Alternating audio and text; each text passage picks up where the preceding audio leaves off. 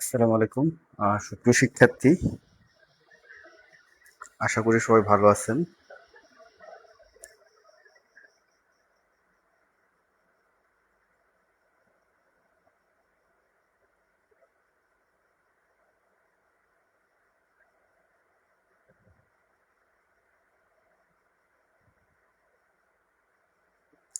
আমাদের আজকে বাংলার এমন একটা টপিক যেগুলাতে খন্ড খন্ড জিনিস আছে, বাট আপনার অনেক সময় দেখা যায় যে পরীক্ষায় আপনি এই খন্ড খন্ড জিনিসগুলা থেকেও মিনিমাম 3টা প্রশ্ন আপনি কাল দিন পরে যে ক্লাসের এক্সাম দিতে যাবেন, দেখবেন যে এই ক্লাস থেকে আপনার 3টা প্রশ্ন বা 2টা প্রশ্ন ইজিলি চলে আসবে 100% আর কি। তো সবাই একটু মনোযোগ দিয়ে আর কি, যাদের পরীক্ষা আছে বা সামনে পরীক্ষা দিবেন সবাই হচ্ছে এই শীটটা কি করবেন বলেন তো, একটু কষ্ট করে এই অধ্যায়গুলো একটু ভালো করে পড়ে যাবেন। অল্প পড়ে এখান থেকে ভালো নাম্বার তোলা যায় মিনিমাম। আমি আশা করি যে সামনের এক্সামে এখান থেকে আপনারা 3 নাম্বার কমন পাবেন। তো ফার্স্টে আপনারা একটু জানাবেন যে আমার কথা আপনারা শুনতে পাচ্ছেন কিনা এবং প্রপারলি দেখা যাচ্ছে কিনা, এটা একটু বলবেন।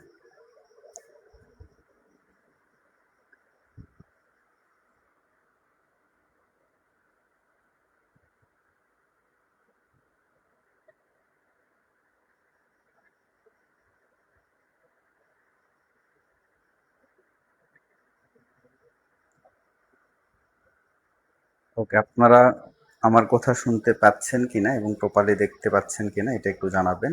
যারা সালাম দিয়েছেন সবাইকে ওয়ালাইকুম আসসালাম। আমি যেটা বলছি যে আজকে আমাদের 3 থেকে 4টা টপিকস আছে, ম্যাক্সিমামই শব্দ রিলেটেড। কিছু জিনিস আছে যেগুলো আপনার এক কথায় পড়লে আপনি কভার করতে পারবেন, তো সেগুলো একটু বলা আছে, এগুলো আমরা একটু দেখে ফেলবো। ওভারঅল এই শীট থেকে আপনি পরীক্ষা ইনশাল্লাহ 2 থেকে 3টা প্রশ্ন সবসময়ই কমন পাবেন। তো ফার্স্ট আমরা একবারে সহজ জিনিস দিয়ে শুরু করি। আমাদের কি বলেন তো, সংখ্যাবাচক শব্দ থেকে আমাদের বেশ কিছু জিনিস আসে। তো সংখ্যাবাচক শব্দে মূলত 4 থেকে 5 ধরনের সংখ্যা রিলেটেড কোনো কিছু দিয়ে ব্যাংকে আর কি, অন্য জবের চাইতে ব্যাংকের জন্য এটা একটা অন্যতম প্রিয় টপিকস। যে আপনার হয়তো একটা সংখ্যা দিয়ে আপনাকে বললো যে এটা কোন ধরনের আর কি সংখ্যাবাচক শব্দ। তো এটা আমাদের জন্য ইম্পর্টেন্ট, বাট খুবই সহজ আর কি। দেখেন আমাদের 4টার মতো আমরা পড়বো। তো ফার্স্ট হচ্ছে আমাদের, আমার কথাটা সবাই শুনবেন, তারা দেখবেন যে আপনার এই জিনিসগুলো পরবর্তী তার পড়ার প্রয়োজন হবে না আর কি। ফার্স্ট হচ্ছে আপনার কি বলেন তো, যে অঙ্কবাচক শব্দ। আমরা কিন্তু যারা সায়েন্স বা নন সায়েন্স ব্যাকগ্রাউন্ড অথবা আমার ফার্স্ট ক্লাস করছেন ওইটাতে আমরা কিন্তু বলছিলাম যে অঙ্কবাচক সংখ্যা আমাদের কোনগুলা বলেন তো। অঙ্কবাচক সংখ্যা হচ্ছে যা আমরা লেখে প্রকাশ করব, সেটা হচ্ছে নাম্বার আকারে, যেমন হইতে পারে আপনার 7, 8, 10, 500 বা এরকম, যেগুলো আপনি কি করতেছেন অঙ্কবাচক সংখ্যা দ্বারা 1 থেকে 9 রিলেটেড শব্দ দ্বারা, 0 রিলেটেড শব্দ দ্বারা লিখতেছেন। এটাকে আমরা কি বলবো বলেন তো, সবসময় অঙ্কবাচক শব্দ বলবো। সেটা হইতে পারে আপনার 210, 210 বা 1 কোটি, যেটাই হোক না কেন। যেটা আপনি কি দেখবেন এরকম সংখ্যা জাতীয় জিনিস দিয়ে দেখবেন, সেটা আমরা কি বলবো, অঙ্কবাচক শব্দ। কাহিনী শেষ। এরপরে হচ্ছে পরিমাণবাচক শব্দ। এরপরে আমাদের কি বলেন তো, পরিমাণবাচক শব্দ। তো এটার আর একটা নাম আছে, সেটা হচ্ছে আমাদের গণনাবাচক। কি বলেন তো, গণনাবাচক। এগুলো আপনারা পরে নোট করলে অথবা বই থেকে পড়ে ফেলতে পারবেন যে পরিমাণবাচক শব্দের অন্য নাম হচ্ছে আমাদের কি বলেন তো, গণনাবাচক। তো এই যে আমরা অঙ্কবাচক শব্দগুলা আছে, এইগুলাকে যখন আমি কি করব, বাংলা বানান আকারে লিখে ফেলবো। কি লিখবো বলেন তো, যেমন হচ্ছে এটা কি 7, এটাকে এখন কি লিখতেছি, যে 7 লিখতেছি। এটা আমার কি বলেন তো, 8 লিখতেছি। কি লিখতেছি, 8 লিখতেছি। তো এরকম যখন কোনো কিছুকে আমরা কি করতেছি, গণনা করে সেটাকে আমরা বাংলায় লিখে ফেলতেছি, সেটা হইতে পারে আমার কি বাচক বলেন তো, পরিমাণ বাচক বা গণনাবাচক। অথবা কোনো কিছু পরিমাপ করতে গিয়ে আমার যেটা হইতে পারে, ধরেন আপনি কোনো কিছু কি করতে গেছেন, কিনতে গেছেন, সেটা কি করতেছেন, পরিমাপ করতেছেন। কি কিনতেছেন, ডিম কিনতেছেন। ডিম আপনি কি হিসাবে কিনেন বলেন তো, ডজন হিসাবে কিনেন। তাহলে ডজনটা আপনার জন্য কি হয়ে যাবে, পরিমাণ বাচক সংখ্যা হয়ে যাবে। যেটা আপনি পরিমাণ করে নেন বা পরিমাণের রিলেটেড করে ফেলেন এবং কি করেন বাংলায় এভাবে বানান আকারে লিখে ফেলেন, তাদেরকে আমরা কি বলবো বলেন তো, পরিমাণবাচক শব্দ বলবো। তাদেরকে আমরা কি বাচক বলবো, পরিমাণবাচক। যেমন টাকা গুনতেছেন, 1 লক্ষ টাকা, 1 কোটি টাকা, 5 কেজি আম, তাই না, যেগুলো আমি পরিমাণ করতেছি সেগুলো আমার হচ্ছে পরিমাণবাচক। অথবা যেগুলো অঙ্কবাচক শব্দ আছে যাদেরকে আমি বাংলা বানান আকারে লিখে ফেলতেছি, তাদেরকে আমরা কি বলবো বলেন তো, পরিমাণবাচক বা গণনাবাচক শব্দ বলবো।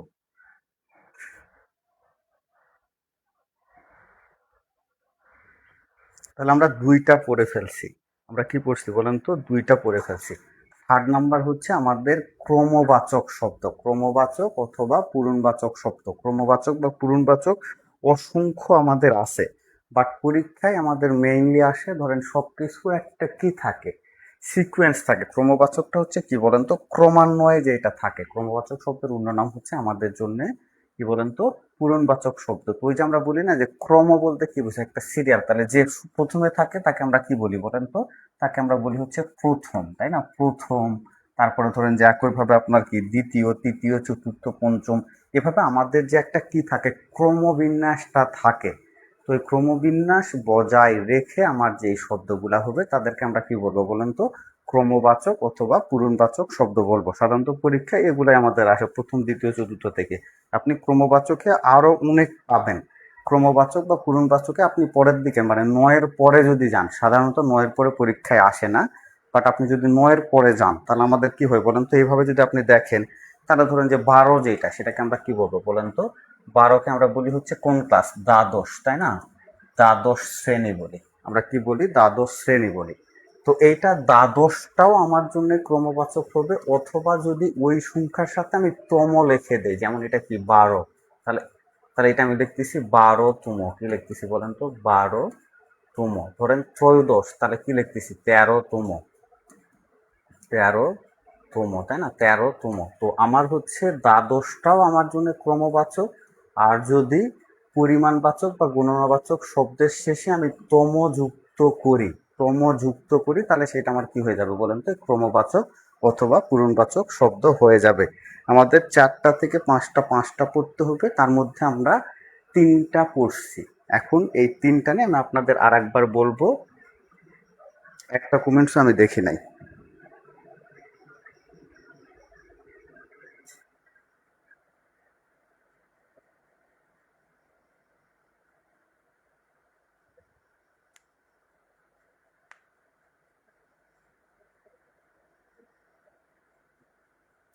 'মোহাম্মদ ইমরান'। ভাই, ক্লাস শেষে আমি আজকে ১০ মিনিট আপনাদের সময় দিব। যত প্রশ্ন আছে আমি ইনশাল্লাহ উত্তর না দিয়ে ক্লাস শেষ করব না। আপনারা ক্লাসে চলে আসেন। আমি ফিনান্সিয়াল ব্যাংকিং বা ইত্যাদি ইত্যাদি নিয়ে যে কথাগুলো হয়েছে একটা কমেন্টস আমি দেখি নাই। ক্লাস শেষে আমি হচ্ছে আপনাদের সবগুলা প্রশ্নের জন্য ১০ মিনিট সময় রাখবো। আপনাদের যতগুলা প্রশ্ন আছে আমি চেষ্টা করবো আপনাদেরকে অ্যান্সার দিয়ে। তাহলে আমরা ৩টা পড়ছি দেখেন। ফার্স্ট হচ্ছে আমাদের অঙ্কবাচক ১, ২, ৩, ৪, যেটা আমরা সংখ্যায় লিখে থাকি। আচ্ছা, একটু ২ মিনিট সময় লাগবে, আমি ক্লাসে আসবো। আমি জানি বিদ্যুৎ আমাকে এই প্যারাটা দিবে।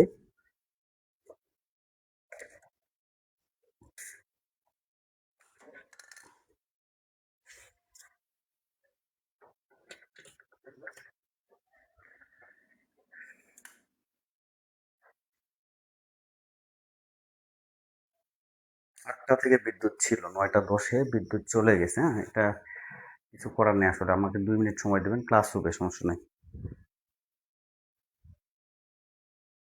ওকে, জিকে আমি ফিনান্সিয়াল ব্যাংকিং এর জন্য আপনাদের একটা শিট দিছি। এইটা অবশ্যই অবশ্যই আপনারা ফটোকপি করবেন। এটা আপনার এই সামনে যে কোনো পরীক্ষাতে এটা কাজে লাগবে। এখন এর বাইরে যদি আরো ডিপলি পড়ার প্রয়োজন হয়, আপনারা অবশ্যই ফিনান্সিয়াল ব্যাংকিং এর তো কোনো একটা বই কিনবেনই, বাট কোর অংশ যেটা বা ক্যালদিন পরে যাদের পরীক্ষা আছে, এটা মেইনলি তাদের জন্য দিছি। কারণ ব্যাংকিং থেকে ২-৩টা প্রশ্ন আমার দেখবেন যে যে কোনো ফ্যাকাল্টি তো মিনিমাম পড়েই, আর সিনিয়র অফিসার বা এডি তো আপনার আলাদা সিলেবাস দিয়েই দিছে।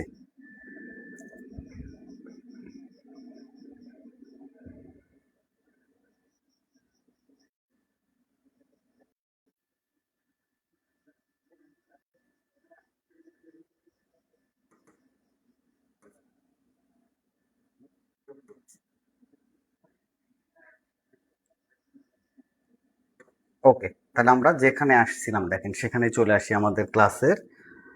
যে তাহলে পরিমাণবাচকটা হচ্ছে ওইটাকে আমরা যখন কথায় লিখতেছি অথবা কোনো কিছু যদি আমরা পরিমাপ করে নেই সেটাকে আমরা কি বলতেছি, পরিমাণবাচক বলতেছি। আর ক্রমবাচকটা আপনি যদি আরো সহজ করে মনে রাখেন যে ক্রমবাচকটা হচ্ছে আমরা যে পড়াশোনা করে আসছি সেটা কি হিসাবে বলেন তো, ফার্স্টে আপনি কোন শ্রেণীতে পড়ছেন, প্রথম শ্রেণী, দ্বিতীয় শ্রেণী, তৃতীয় শ্রেণী, এই যে আপনি ক্রমান্বয়ে এক ধাপ থেকে আর এক ধাপে গেছেন, এগুলাকে আমরা কি বলতেছি, ক্রমবাচক শব্দ বলতেছি। অথবা এইটাও হইতে পারে যে ৯-এর পরে থেকে আপনি ধরেন ১২তে গেছেন হচ্ছে কত, দ্বাদশ, তাই আমি এটা বলছি দ্বাদশ। এটা যদি আপনি 12তম লেখেন, কি লেখেন যে 12তম, তাহলে এই 12তম দিয়ে যুক্ত করলেও সেটা আমার কি হয়ে যাবে, ক্রমবাচক অথবা পূরণবাচক শব্দ হয়ে যাবে। এইটুকু আপনাদের কাছে ক্লিয়ার কিনা এই তিনটা আমাকে একটু জানাবেন। ওকে, সাথে আর একটা তারিখবাচকটা আমরা সবাই জানি যে যে সংখ্যাগুলোর দ্বারা আমার তারিখ নির্দেশ করে সেগুলো হচ্ছে আমার কি বলেন তো তারিখবাচক শব্দ। যেমন হচ্ছে আপনার পহেলা বৈশাখ, দোসরা, তাই না, এরকম যেগুলো আছে তারিখবাচক, সেগুলোকে আমরা তারিখবাচক যুক্ত বলে থাকি।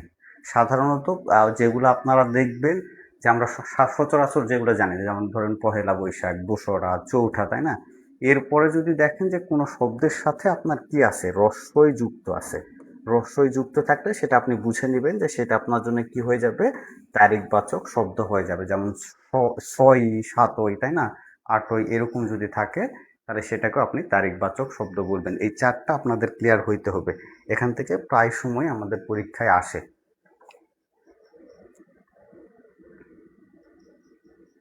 সিটিআই প্রশ্ন ব্যাংক, ওইটা হচ্ছে আপনার করতে হবে না। সিটিআই প্রশ্ন ব্যাংকটা আপনার হচ্ছে প্রিন্ট করতে হবে না, বাট আপনি একবার পড়ে যেতে পারেন যে জাস্ট ওইটা আছে, আমি 2-3 ঘন্টায় একবার পড়ে ফেললাম, এইটাই। আপনার পরীক্ষা তো কাল দিন পরেই।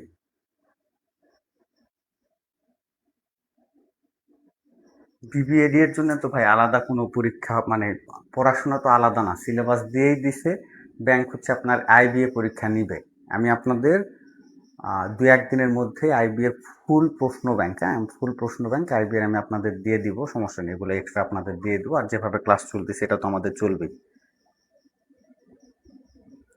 ওকে, যেটাতে আমরা আসি এটা একটু আপনারা জানাবেন যে এই জিনিসগুলো আপনাদের কাছে ক্লিয়ার কিনা। ব্যাংকের জন্য এগুলো খুবই প্রিয় টপিকস এবং প্রায় পরীক্ষায় আসে।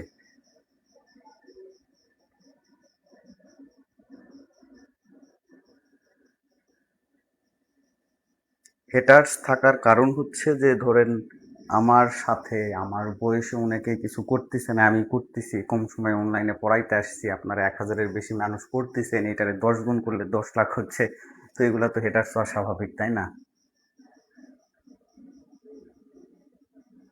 আমার শুভাকাঙ্ক্ষী তো আপনারা যারা ধরেন যে হচ্ছে যে পড়তেছেন। সমস্যাটা হচ্ছে, শোনেন, এই জায়গাতে যে সমস্যাটা হয়, ম্যাক্সিমাম মানুষ হচ্ছে অনলাইনে বিভিন্ন জনের কাছে পড়ে। দেখা যায় যে 90% আমি মনে করি যে যারা পড়ে তারা হচ্ছে আনস্যাটিসফাইড হয়, যে আমি এখানে পড়ছি, পড়ে আমার টাকা চলে গেছে। বিভিন্ন ধরনের নতুন নতুন টিচারের কাছে যারা যায়, এখন ধরেন যখনই মার্কেটে দেখা যায় যে কেউ নতুন পড়াচ্ছে, তখন এই জন্য মনে করেন যে সে হয়তো বা খারাপ পড়াচ্ছে, এইটাই। বাট আপনারা যারা আমার কাছে পড়েন তারা তো জানেন যে হয়তো আমি চেষ্টা করি কতটুকু। আচ্ছা, ওকে, এটা আপনাদের কাছে ক্লিয়ার কিনা?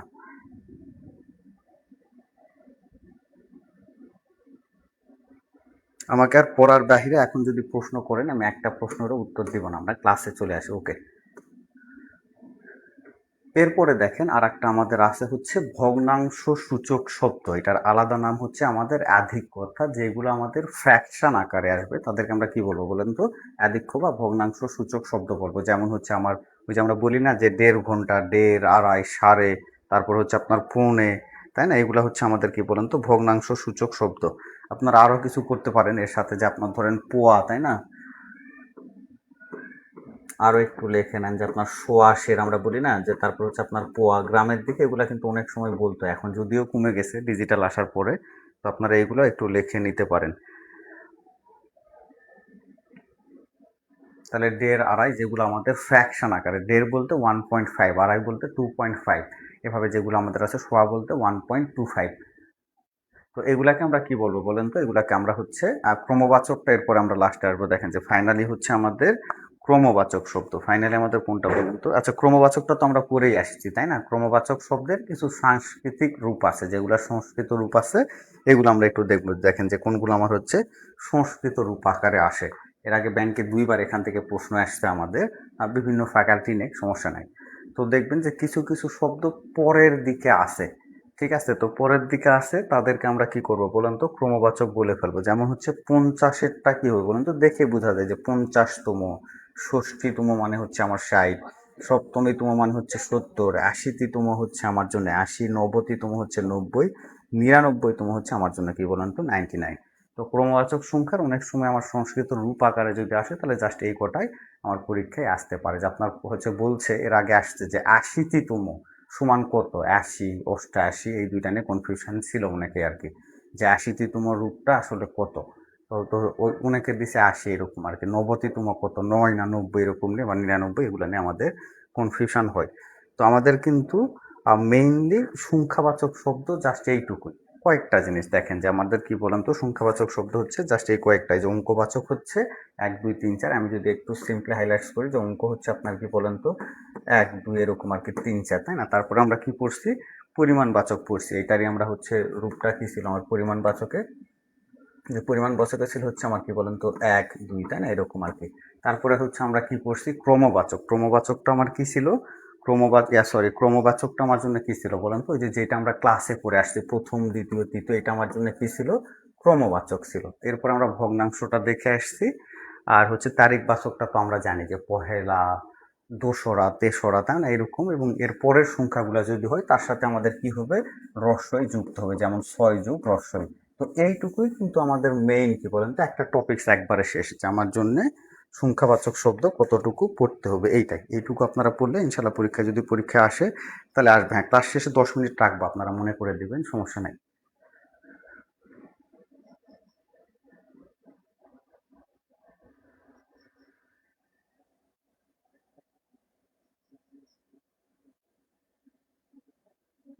নিরানব্বইতমও হবে, আবার নবনবতিতমও হবে। 99 যেটা, সেটা আপনার দুইটাই হবে, নবনবতিতমটাও আমাদের জন্য হবে। তাহলে 99টা আপনারা একটু এটাও লিখে নিতে পারেন যে নবনবতিতম।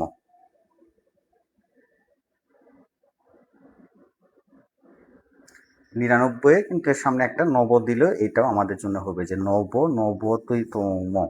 ওকে, একটা ব্যাপার হচ্ছে যে ক্লাসে কিন্তু আমি এই জন্য আপনাদের বলছি যে প্রত্যেকটা ক্লাসে আপনারা কিন্তু সুন্দর করে পরবর্তী আরেকবার করবেন এবং নোট করবেন।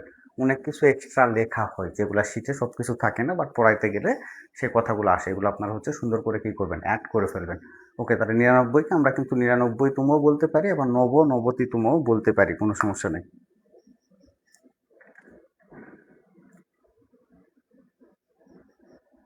তো এই হচ্ছে আমাদের সংখ্যাবাচক শব্দ ছিল। আমি আশা করি যে সংখ্যাবাচক শব্দ নিয়ে আপনাদের আর কোনো সমস্যা হবে না। এরপরে আমরা আসবো, দেখেন যে আমাদের বচন নিয়ে। বচনটা আমরা লাস্টে কথা বলবো। বচন এমনি আমরা জানি এক বচন, বহু বচন, আমাদের পরে ইম্পর্টেন্ট একটা টপিকস আছে, সেটা নিয়ে আমরা বেশি কথা বলবো। বচনে আমরা লাস্টে আসবো, সমস্যা নেই। ওকে, আমরা একটু পুরুষ নিয়ে কথা বলবো, যেহেতু আমরা ইংরেজিতে পড়ে আসছি পার্সন, তাই না? ফার্স্ট পার্সন, সেকেন্ড পার্সন এবং থার্ড পার্সন। তো এইটাই আবার মাঝে মধ্যে ব্যাংকে আসে আমাদের, যে আপনার হচ্ছে পুরুষ নিয়ে, তাই না? আমরা কি পড়ছিলাম, ফার্স্ট পার্সন, সেকেন্ড পার্সন এবং কি বলেন তো থার্ড পার্সন। তো বাংলাতেও কিন্তু হচ্ছে আপনার এই পুরুষগুলাকে 3 ভাগে ভাগ করা যায়। ফার্স্ট হচ্ছে উত্তম পুরুষ, সেটা হচ্ছে কি বলেন তো ফার্স্ট পার্সন। আমি যেগুলো ইংরেজি পড়াই সেগুলো কিন্তু একটু কম্পারেটিভ আপনাদের একসাথে পড়ানোর চেষ্টা করি। মধ্যম পুরুষ হচ্ছে আমাদের জন্য কি বলেন তো সেকেন্ড পার্সন। আর বাকিগুলা হচ্ছে আমার কি বলেন তো নাম পুরুষ অথবা থার্ড পার্সন। আপনি একসাথে দুইটা কম্পেয়ার করে পড়লে আপনার জন্য আরো সহজ, তাই না? আরো সহজ। তাহলে এখান থেকে আমার পরীক্ষায় আসতে পারে জাস্ট যে হইতে নিচের কোনটি উত্তম পুরুষ, কোনটি মধ্যম পুরুষ এবং কোনটি নাম পুরুষ, অথবা একটা দিয়ে বলতে পারে যে এটা আমার কোন ধরনের পুরুষ। তো ফার্স্ট দেখেন, উত্তম পুরুষ হচ্ছে সবচেয়ে উত্তম। কি বলেন তো আপনার কাছে সবচেয়ে উত্তম আমরা নিজেই, তাই না? ফার্স্ট পার্সন আমরা জানি যে আমি বা আমরা হচ্ছে আমাদের জন্য কি বলেন তো আমি বা আমরা হচ্ছে আমাদের জন্য ফার্স্ট পার্সন। ফার্স্ট পার্সনের বাংলা হচ্ছে আমার জন্য উত্তম পুরুষ। মধ্যম পুরুষ হচ্ছে এই যে তুমি, তাই না? সেকেন্ড পার্সন হচ্ছে আমাদের জন্য কি ছিল, ইউ ছিল।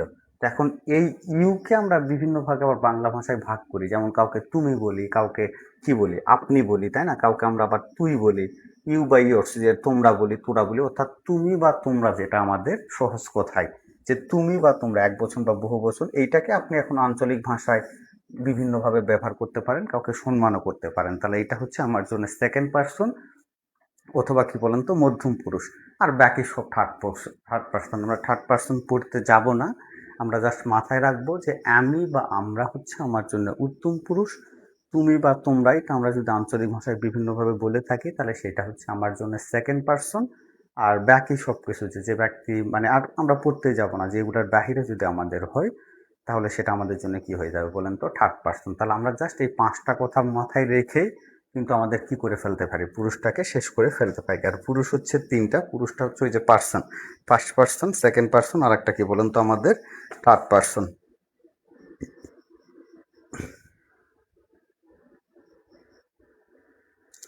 ওকে, যারা ক্লাস করতেছেন কিন্তু হচ্ছে কি করেন নাই বলেন তো, ক্লাসটাতে লাইক দেন নাই, তারা একটু ক্লাসটাতে লাইক দিয়ে দিবেন। আর আপনারা একটু আমাকে জানাবেন যে আপনাদের কাছে এখন হচ্ছে পার্সনটা বা পুরুষটা ক্লিয়ার কিনা, পার্সনটা আমাদের কাছে ক্লিয়ার কিনা, যে আমি বা আমরা হচ্ছে আমার জন্য ফার্স্ট পার্সন, তুমি বা তোমরা হচ্ছে সেকেন্ড পার্সন।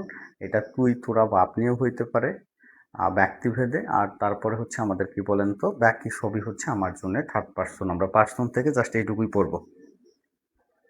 সিটিআই প্রশ্ন কি করে না করে আমি বলছি লাস্ট 10 মিনিট এগুলো নিয়ে কথা বলবো। আমি আপনাদের সবার থেকে জানতে চাই যে পার্সনটা আমার কাছে ক্লিয়ার কিনা। যে আমার যেখানে দেখেন যে আমি আজকে ক্লাস নেওয়ার উদ্দেশ্য এটা, যে এই টপিকসগুলো মানে হয়তো কালদিন পর যাদের পরীক্ষা আছে তাদের কিন্তু কাজে লাগবে। যে ধরেন এইগুলো একবারে সহজে একটু দেখে গেলে আপনার জন্য কি হচ্ছে বলেন তো, পরীক্ষার জন্য কিন্তু চাপ কমে যাচ্ছে। যে টপিকসগুলো আমার বেশি পড়া প্রয়োজন সেগুলো আমি বেশি পড়বো। ওকে, এগেইন বলছি ভাই, পুরুষটা হচ্ছে আমাদের পার্সন। আপনি ইংরেজি ক্লাস করছেন কিনা আমি জানি না, কি যেন নাম, ওকে, সাকিবুর রহমান সাব্বির ভাই। পার্সন হচ্ছে আমার তিনটা, first person, second person, third person. ইংরেজিতে যেটা পার্সন সেটা বাংলাতে পুরুষ। ফার্স্ট পার্সনকে বাংলায় বলে হচ্ছে উত্তম পুরুষ, সেকেন্ড পার্সন হচ্ছে মধ্যম পুরুষ, আর থার্ড পার্সন হচ্ছে আমার কি বলেন তো তৃতীয় পুরুষ বা নাম পুরুষ বলে এটা আর কি। তো আমরা পার্সনের ক্ষেত্রে জানি যে ফার্স্ট পার্সন হচ্ছে কি বলেন তো আমি বা আমরা, তাই না? আমি বা আমরা হচ্ছে আমার জন্য ফার্স্ট পার্সন। পরীক্ষা আমার সরাসরি আসবে যে নিচের কোনটি উত্তম পুরুষ। উদাহরণ জাস্ট দুইটাই, যে আমি বা আমরা, যেটা নিজেকে বুঝাই, নিজেই সবসময় উত্তম, নিজেকে বুঝালে সেটা আমার জন্য ফার্স্ট পার্সন। এটা এক বচন বহু বচন দুইটাই হবে। আর সেকেন্ড পার্সন হচ্ছে আমরা জানি যে তুমি বা তোমরা, এটা হচ্ছে সাধারণত ইউ বলে, তাই না? ইংরেজিতে ইউ বলে, ইউ বা ইয়র্স, তুমি বা তোমরা। এটা যদি আমরা আরো আঞ্চলিকভাবে কাউকে তুমি না বলে, আমি আমার ফ্রেন্ডকে তুই বলতেছি। তোমরা না বলে ছোট জুনিয়রকে বলতেছি তোরা। আবার যখন কাউকে সম্মানিত পাচ্ছি তখন তাকে কি বলতেছি, আপনি বলতেছি। আর একটা কিন্তু এখানে হইতে পারে, সেটা হচ্ছে আমাদের কি বলেন তো আপনারা, আপনি বা আপনারা। এই কথাগুলোর মধ্যে আমাদের কি হবে, পরীক্ষায় আসবে। আর যদি এর বাহিরে কিছু এসে থাকে তাহলে সেটা আমার জন্য ইজিলি থার্ড পার্সন, সেটা আমার জন্য কি বলেন তো থার্ড পার্সন। তো যেহেতু থার্ড পার্সনই সব, তাহলে ওইটা আমরা পড়তে যাব না। আমরা জাস্ট ফার্স্ট পার্সন অর্থাৎ উত্তম পুরুষ এবং মধ্যম পুরুষটা আমরা পড়বো, বাকিটা হচ্ছে পড়বো না। আপনাদের পরীক্ষায় যে প্রবলেম হবে যে তিনটা পড়তে গেলে মনে ভুলে যাবেন যে ফার্স্ট পার্সনের বাংলা কি, এটাই আপনি মাথায় থাকবে না। তো আপনি মাথায় রাখবেন ফার্স্ট মানে কি বলেন তো, ফার্স্ট হচ্ছে সবসময় উত্তম, এটা আপনি কেন্দ্রিক, এই জন্য উত্তম পুরুষ। মধ্যমটা সবসময় দুইটার মাঝামাঝি, যেহেতু আমার কি বলেন তো ফার্স্ট সেকেন্ড থার্ড তিনজনের মাঝে কে থাকবে, মধ্যমটাই হচ্ছে মাঝে আছে, তার মানে কি সেকেন্ড পার্সন হচ্ছে আমার জন্য মধ্যম পুরুষ। তাহলে বাকিটা আপনার ধরেন যে মনে থাকবে। আপনার ফার্স্ট সেকেন্ড থার্ড পার্সন চিন্তা আর কোনো সমস্যা হওয়ার কথা থাকবে না। ওকে, ক্লিয়ার হলে আমরা পরে যাব। সাকিবুর ভাই একটু ক্লিয়ার কিনা জানাবেন।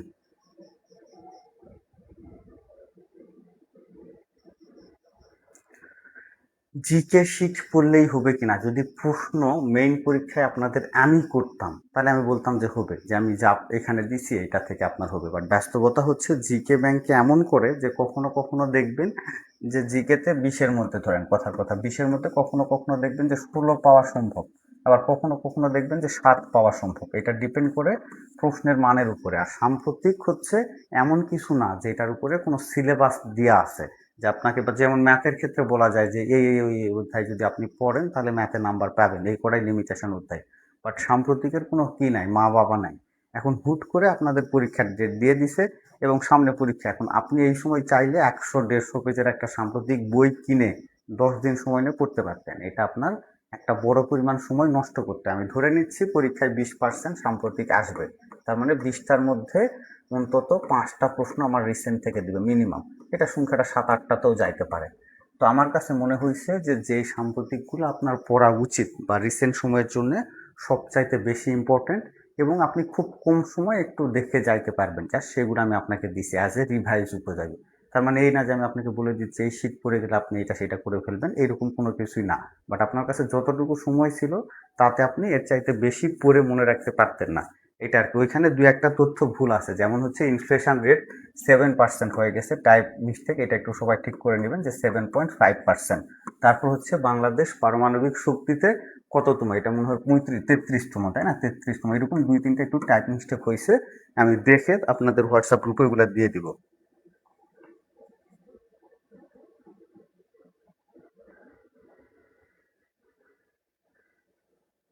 হ্যাঁ, হ্যাঁ, সিটিএস প্রশ্ন ব্যাংকটাও দেখে যায়। মানে আমার কথা হচ্ছে আপনি মাথায় রাখবেন যে আপনিও একজন ক্যান্ডিডেট আর একজনও ক্যান্ডিডেট, সে কি করতেছে। সে তো আর কোনো মানে গুপ্ত কিছু পড়তেছে না, তাই না? ম্যাক্সিমাম কিন্তু এই জিনিসগুলাই পড়ে, যেমন কয়দিন পর পরীক্ষা, সে এতদিন যা পড়ছে তো পড়ছে, শেষ সময় এসে সে কি করতেছে, সিটিআই প্রশ্ন ব্যাংক পড়তেছে। এখন আপনি পড়েন নাই, দেখা গেছে সামহাও পরীক্ষার হলে গিয়ে সিটিআই প্রশ্ন ব্যাংক থেকে 7-8টা প্রশ্ন দিছে, যেগুলো আপনি ওই প্রশ্ন ব্যাংক না পড়লে জানতেন না, কিন্তু আপনি পড়েন নাই, অন্যরা পড়ছে, তার মানে কি আপনার চাইতে তারা ভালো করবে। আর এমন হয়েছে যে সিটিআই প্রশ্ন ব্যাংক আপনিও পড়ে গেছেন, অন্যরাও পড়ে গেছেন, এখান থেকে একটা প্রশ্ন আসে নাই, নাও আসতে পারে, তাই না? নাও আসতে পারে, আসে নাই, তাহলে কেউই লাভবান হয় নাই। বাট যেটা সবাই পড়তেছে বাট আপনি পড়েন নাই, ওইটা যদি না পড়ে পরীক্ষার সময় যান তাহলে আপনি একটু ভেজালে পড়ে যাবেন। যেমন হচ্ছে যে সাম্প্রতিক আমি দিছি, এটা উন্মুক্ত করে দিছি সবার জন্য পেজে, কারণ মাঝখানে আমি 4-5 দিন পেজে কিছু করতেই পারি নাই, হ্যাঁ, ব্যাংকে খুব বেশি চাপে ছিলাম, এই জন্য ওটা দিয়ে দিছি। তো ওইটা আমি দেখছি তো অলমোস্ট হচ্ছে আপনার 2 লাখ মানুষ দেখছে, বাট পরীক্ষা তো দিবে ধরেন 70-80 হাজার, তার মানে আমি বিশ্বাস করি যারা পরীক্ষা দিবে 50,000 জন ওই পোস্ট দেখছে, হয়তো 500 জন অন্তত পড়ছে, এটাই আর কি। ওকে, এরপরে আমরা পরের টপিকস আমাদের আজকে আসবো। দেখেন যে সবচাইতে যেটা বেশি ইম্পর্টেন্ট সেটা হচ্ছে শব্দ। আচ্ছা, এখানে একটা জিনিস আছে, এটাও ইম্পর্টেন্ট, মাঝে মধ্যে পরীক্ষায় আসে, অনেকবার আসছে, এই 2টা লাইন আর কি, যে ক্রিয়া যেটা আমাদের বলে, দেখেন যে ক্রিয়ার রূপ অনেক সময় পরিবর্তন হয়। ঠিক আছে, এটা কোন ক্ষেত্রে পরিবর্তন হয় এটা একটু মাথায় রাখবেন, যে পুরুষ অনুযায়ী ক্রিয়ার রূপ কি হয়, পরিবর্তিত হয়। এই 2টা লাইনই সরাসরি পরীক্ষায় দেয় যে নিচের কোনটি সঠিক, কোনটা সঠিক না, বা কি অনুযায়ী ক্রিয়ার রূপ পরিবর্তিত হয় এই টাইপের বলতে পারে। কিন্তু বচন ভেদে কি হয় না বলেন তো, ক্রিয়ার রূপ পরিবর্তন হয় না। এখন ক্রিয়ার রূপ বলতে আপনাকে ভার্ব বুঝাচ্ছে, দেখেন এটা কিভাবে হয়। এখন ধরেন পুরুষে আমরা 2টা জিনিস, ধরেন সেকেন্ডে আমি যদি বলি যে আপনি, দেখেন আপনি একটা পুরুষ, আবার কি বলেন তো, তুই একটা পুরুষ, তাহলে দেখেন যে আমি 2টা পুরুষ এখানে নিছি, তাই না? পুরুষের 2টা ভিন্ন রূপ, দেখেন যে 2টা ভিন্ন রূপ নিচ্ছি, এর সাথে আমি একটা ভার্ব ব্যবহার করতেছি খা, আর একটা ভার্ব কি বলেন তো, খা, মানে কাউকে আমি খাওয়ার কথা বলতেছি। আমি এক জায়গাতে পুরুষ হিসাবে রাখছি আপনিকে, এক জায়গাতে রাখছি হচ্ছে তুইকে। এখন দেখেন যে যখন আমি বলতেছি আপনি খা, এই কথাটা কি ঠিক আছে? ঠিক নাই। বাট যখন বলতেছি তুই খা, তখন কিন্তু কি হচ্ছে বলেন তো, ঠিক আছে। বাট যখন আমি এই পুরুষটাকে চেঞ্জ করতেছি তখন কিন্তু কি বলেন তো, আপনি খান এটা বলতেছি, বা আপনি খাইতে পারেন। এই যে দেখেন যে যখন আপনার পুরুষ চেঞ্জ করতেছেন, একই সাথে খাওয়াটাতে অবশ্যই ভার্ব, তাই না? অবশ্যই ভার্ব। বাট যখন আপনি বলতেছেন তাকে প্রায়োরিটি দিচ্ছেন, আর যখন তুই তুকারি করতেছেন সেখানে আপনি কোনো প্রায়োরিটি দিচ্ছেন না। তাহলে যখন আপনি কি করতেছেন, পুরুষটা চেঞ্জ হচ্ছে, সাথে সাথে কিন্তু আপনার কি হয়ে যায়, ভার্বটাও চেঞ্জ হয়ে যায়, অর্থাৎ ক্রিয়াটাও কি হয় বলেন তো, চেঞ্জ হয়ে যায়। তাহলে এটা আপনার মাথায় রাখতে হবে, এটা আমি কোনো পরীক্ষায় ভুল করছি আর কি, যে আপনার পুরুষ অনুযায়ী কি হয়, ক্রিয়ার রূপটা পরিবর্তিত হয়। কিন্তু বচন ভেদে কি হয় না বলেন তো, এক বচন বা বহু বচনে এটা কোনোভাবে আমার কি হয় না, চেঞ্জ হয় না। জাস্ট এটা আপনি মাথায় রাখবেন।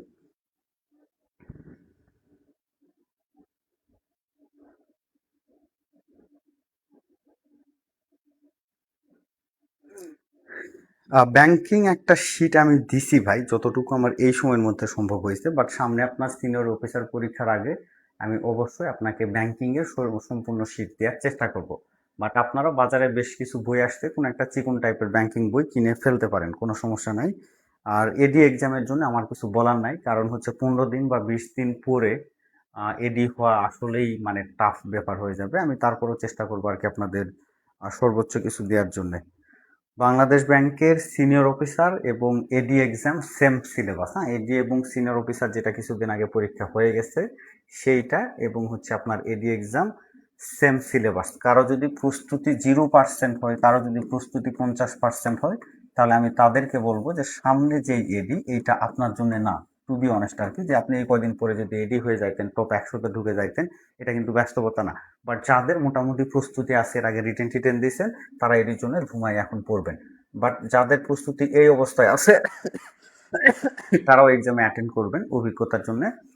কিন্তু ওইটার জন্য অহেতুক মানে এখন এই যে 20 দিনও যদি সময় নষ্ট করেন, সময় নষ্ট নেই বলবো, পড়লে তো কোনো সময় নষ্ট নাই, বাট এটার জন্য ডু অর ডাই না, আপনি এটার জন্য পড়বেন। বাট যাদের প্রস্তুতি মোটামুটি আছে তারা এদের জন্য ডাই হার্ড ভাবে আর কি চেষ্টা করবেন।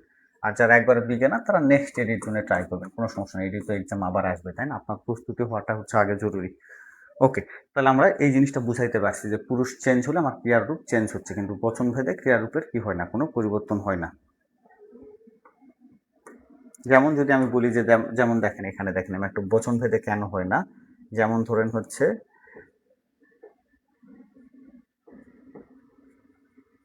বালকেরা ভাত খায়। আবার দেখেন বলতেছি, বালকটি কি বলেন তো ভাত খায়। এই যে দেখেন খায়টা আমার কিন্তু কি হচ্ছে না, আমি চাইলে দুই ক্ষেত্রে এক বচন এবং বহু বচন দুই জায়গাতে চেঞ্জ না করে কি করতে পারতেছি, ব্যবহার করতে পারতেছি। এই কারণে কিন্তু আমি কি বলতেছি যে বচন ভেদে ক্রিয়ারূপের কোনো কি হয় না বলুন তো, পরিবর্তন হয় না। ওকে, আজকে শীতের সবচাইতে এবার হচ্ছে ইম্পর্টেন্ট যে জিনিস, যেখান থেকে 100% আপনার সব পরীক্ষায় প্রশ্ন আসবে, সেটা হচ্ছে আমাদের শব্দ। এখানে আপনাদের বিভিন্ন বিদেশি যে শব্দগুলো আছে এগুলো আপনাদের মুখস্থ করতে হয়, প্লাস অন্যান্য যে শব্দগুলো আছে সেগুলো আমাদের কি বলেন তো দেওয়া আছে এখানে, যে টোটাল শব্দের উপরে একটা আর কি প্যাকেজ, যেটা আপনার অবশ্যই প্রয়োজন। শব্দ বা পৃথিবীর যে কোনো পরীক্ষা হলে সেখানে শব্দ থেকে অবশ্যই আমাদের কি আসবে, প্রশ্ন আসবে। তো শব্দটা হচ্ছে যে আপনার এক বা একাধিক কি বলেন তো ধ্বনি বা বর্ণ মিলে যখন কোনো একটা অর্থ প্রকাশ করে তাকে আমরা কি বলতেছি, শব্দ বলতেছি।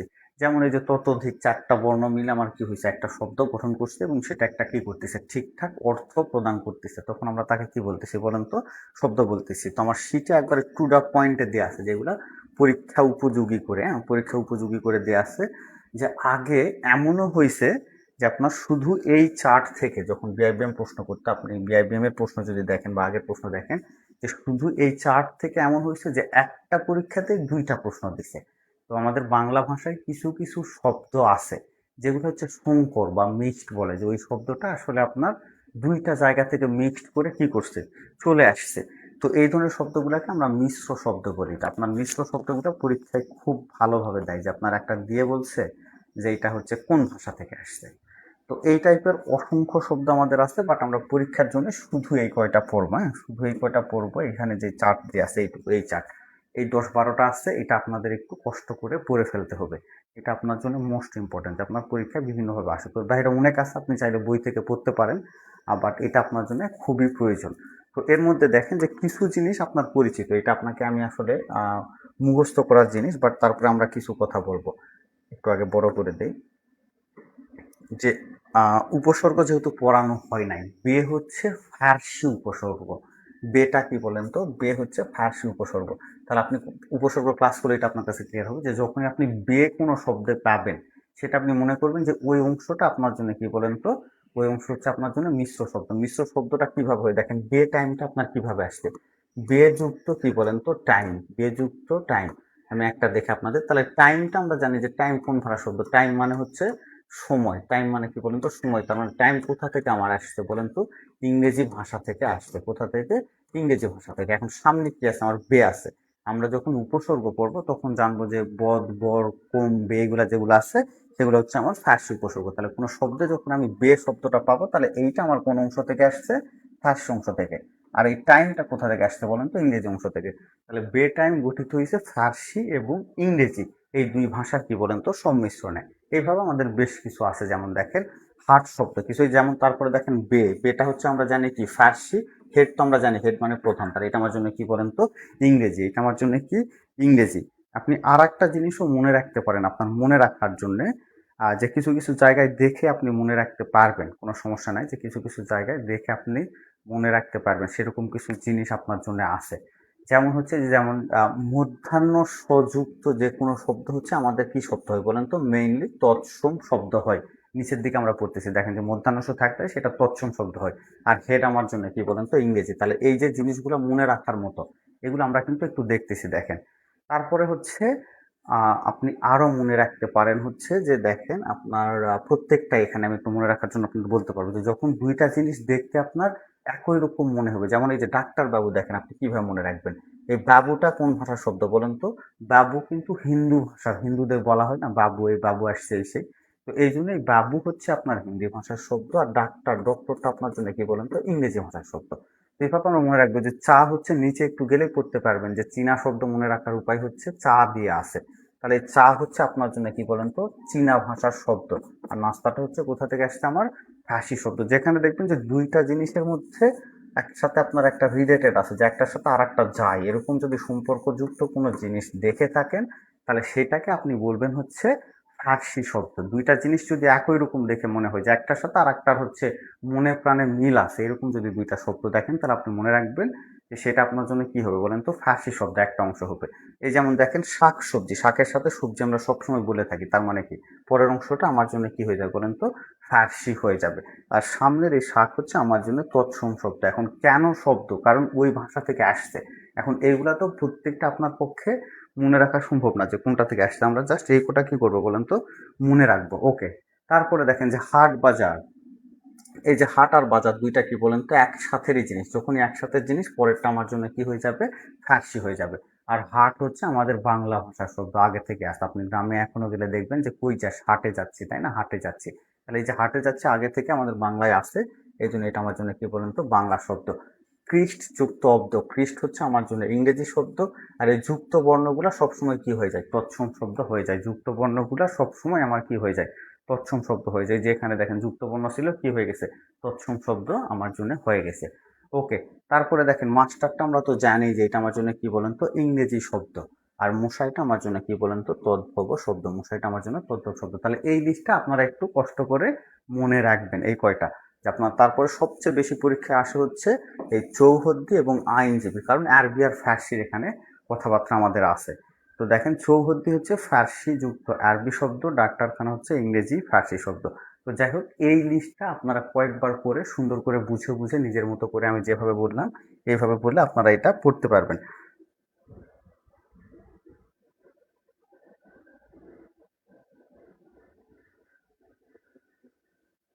হ্যাঁ, বিদেশি বিভিন্ন শব্দ অবশ্যই ভিন্ন ভিন্ন ভাবে পড়াবো ভাই।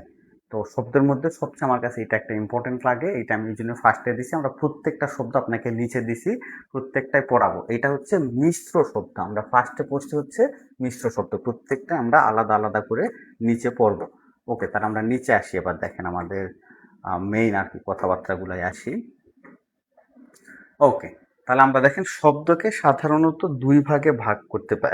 গঠনমূলক ভাবে যদি চিন্তা করি, কিছু অংশ এখানে বাদ গেছে। দেখেন যে শব্দের ক্ষেত্রে আমরা হচ্ছে যদি গঠনমূলক ভাবে চিন্তা করি তাহলে দুই ভাগে ভাগ করা যায়। এটা একটু আপনারা দেখবেন আসে মাঝে মধ্যে, সবসময় যে আসে না এরকম না। যে গঠনের ভিত্তিতে আর কি, গঠনমূলক ভাবে কয় প্রকার বলেন তো? গঠনমূলক ভাবে শব্দ হচ্ছে আপনার দুই প্রকার। কিভাবে গঠিত হচ্ছে এভাবে আর কি। যে গঠনমূলক ভাবে শব্দ হচ্ছে কয় প্রকার বলেন তো? দুই প্রকার। তো পরীক্ষায় অনেকবার আসছে। এর মধ্যে একটা হচ্ছে আপনার মৌলিক শব্দ, আর একটা হচ্ছে আমার জন্য সাধিত শব্দ। একটা হচ্ছে কি বলেন তো? সাধিত শব্দ। তো এই দুইটা শব্দ একটু আপনার জানতে হবে। দেখেন যে গঠনমূলক ভাবে শব্দ হচ্ছে আমার দুই প্রকার, কিভাবে একটা শব্দ গঠন হচ্ছে সেটার উপর ডিপেন্ড করে আর কি। একটা মৌলিক শব্দ আর একটা কি বলেন তো? সাধিত শব্দ। তো যেই শব্দকে আর কোনোভাবে কি করা যায় না বলেন তো? ভাঙা যায় না। যেমন ধরেন যে আপনি একটা শব্দ পাইছেন বিদ্যালয়, একটা শব্দ। দেখেন প্রত্যেকটা শব্দ আপনি চিন্তা করতে পারেন, তাহলে বিদ্যালয় এটাকে আপনি চাইলে ভাঙতে পারবেন কিভাবে? বিদ্যাযুক্ত আলয় ভাবে, তাই না? বিদ্যাযুক্ত আলয় ভাবে ভাঙতে পারতেছেন। এখন আপনার পরীক্ষায় আসছে হাত, পরীক্ষা আসছে ধরেন হাত। এখন এইটাকে আপনি দেখেন আর কিন্তু ভাঙতে পারবেন না। ভাঙলে আলাদা করে কোনো স্পেসিফিক কোনোভাবেই দিবেন। আপনি বলবেন যে ভাঙবো, হা যুক্ত, তো এরকম কোনো কিছু হয় না পৃথিবীতে। বাট বিদ্যা বা আলোয় যুক্ত যে এই টাইপের জিনিস আমার হয়। তাহলে যেই শব্দটাকে আর কোনোভাবে ভাঙা যাবে না সেটাকে আমরা কি বলবো বলেন তো? মৌলিক শব্দ বলবো। যেই শব্দটাকে আমি কোনোভাবে আর কি করতে পারবো না, ভাঙতে পারবো না বা বিশ্লেষণ করতে পারবো না, তাকে আমরা কি বলবো? মৌলিক শব্দ বলবো।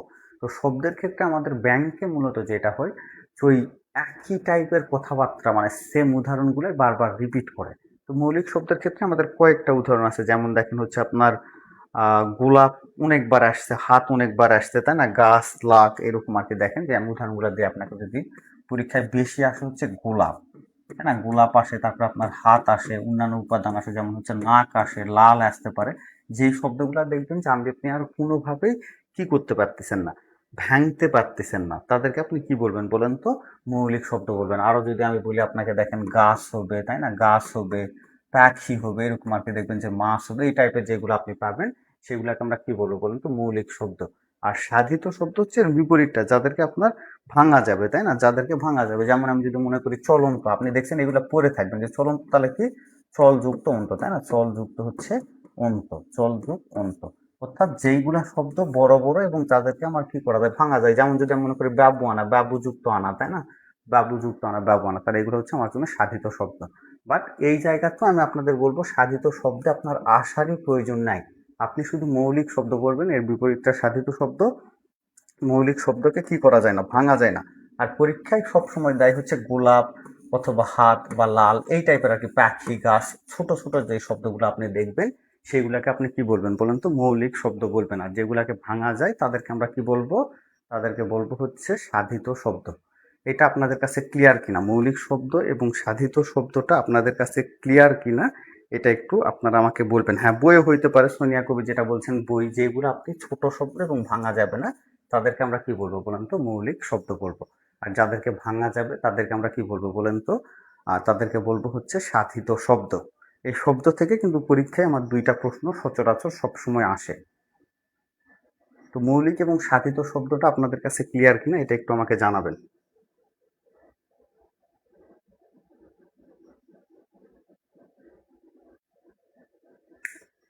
আসাদুজ্জামান জয়, এনাফ। যেটা আপনি আমাকে প্রশ্ন করছেন এটা আপনার জন্য এনাফ, আমি সেম কাজটা করছি। আপনি আমাকে যেটা বলছেন সেটা আপনার জন্য এনাফ, আমি সেম কাজটা করছি, আমার প্রস্তুতিতে আমি সেম কাজটা করছি।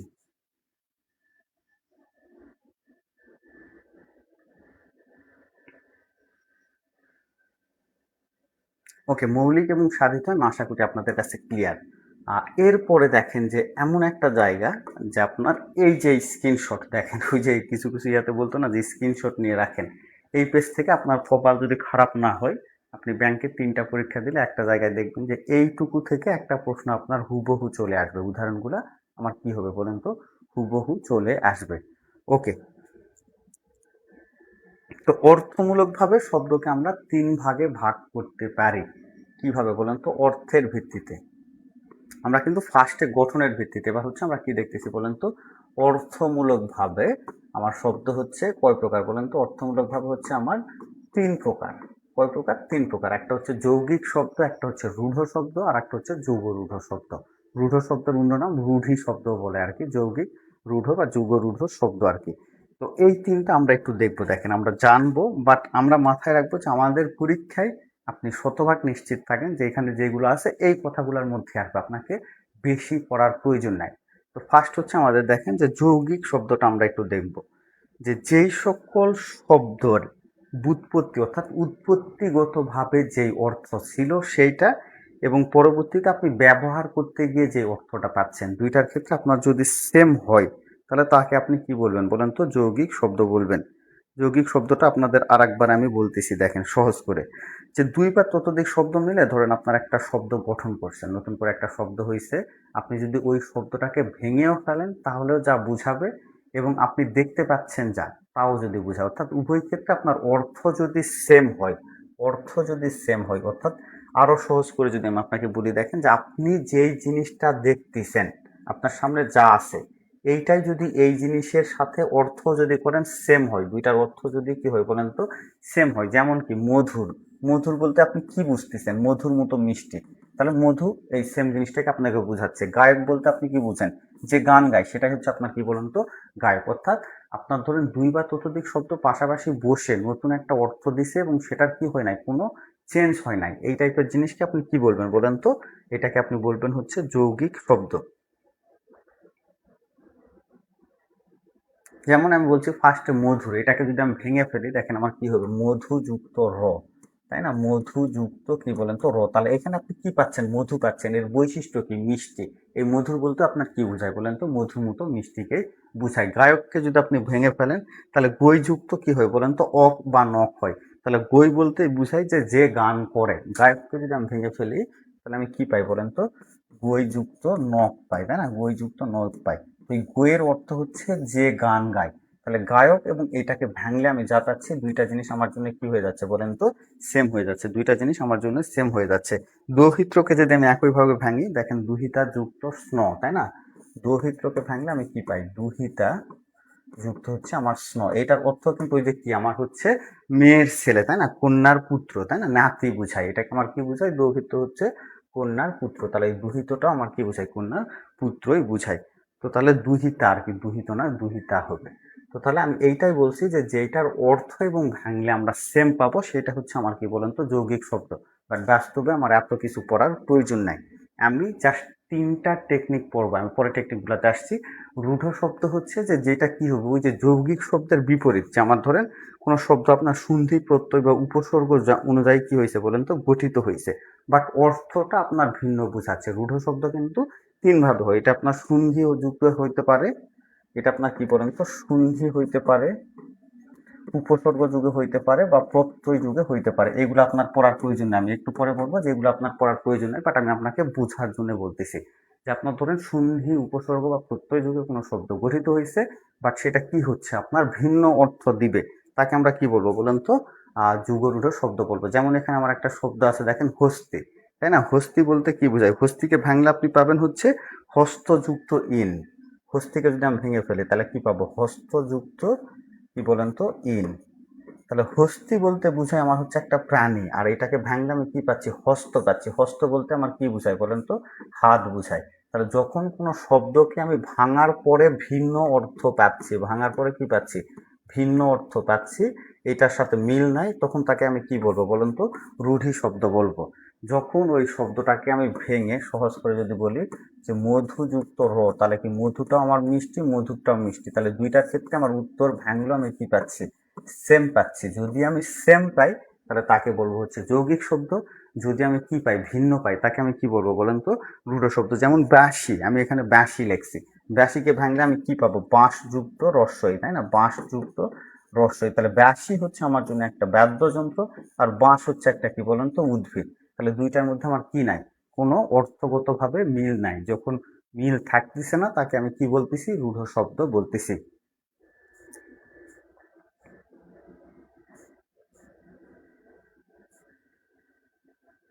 তারপরে একইভাবে দেখেন যে সন্দেশ বলতে কিন্তু কি বোঝায় আপনার?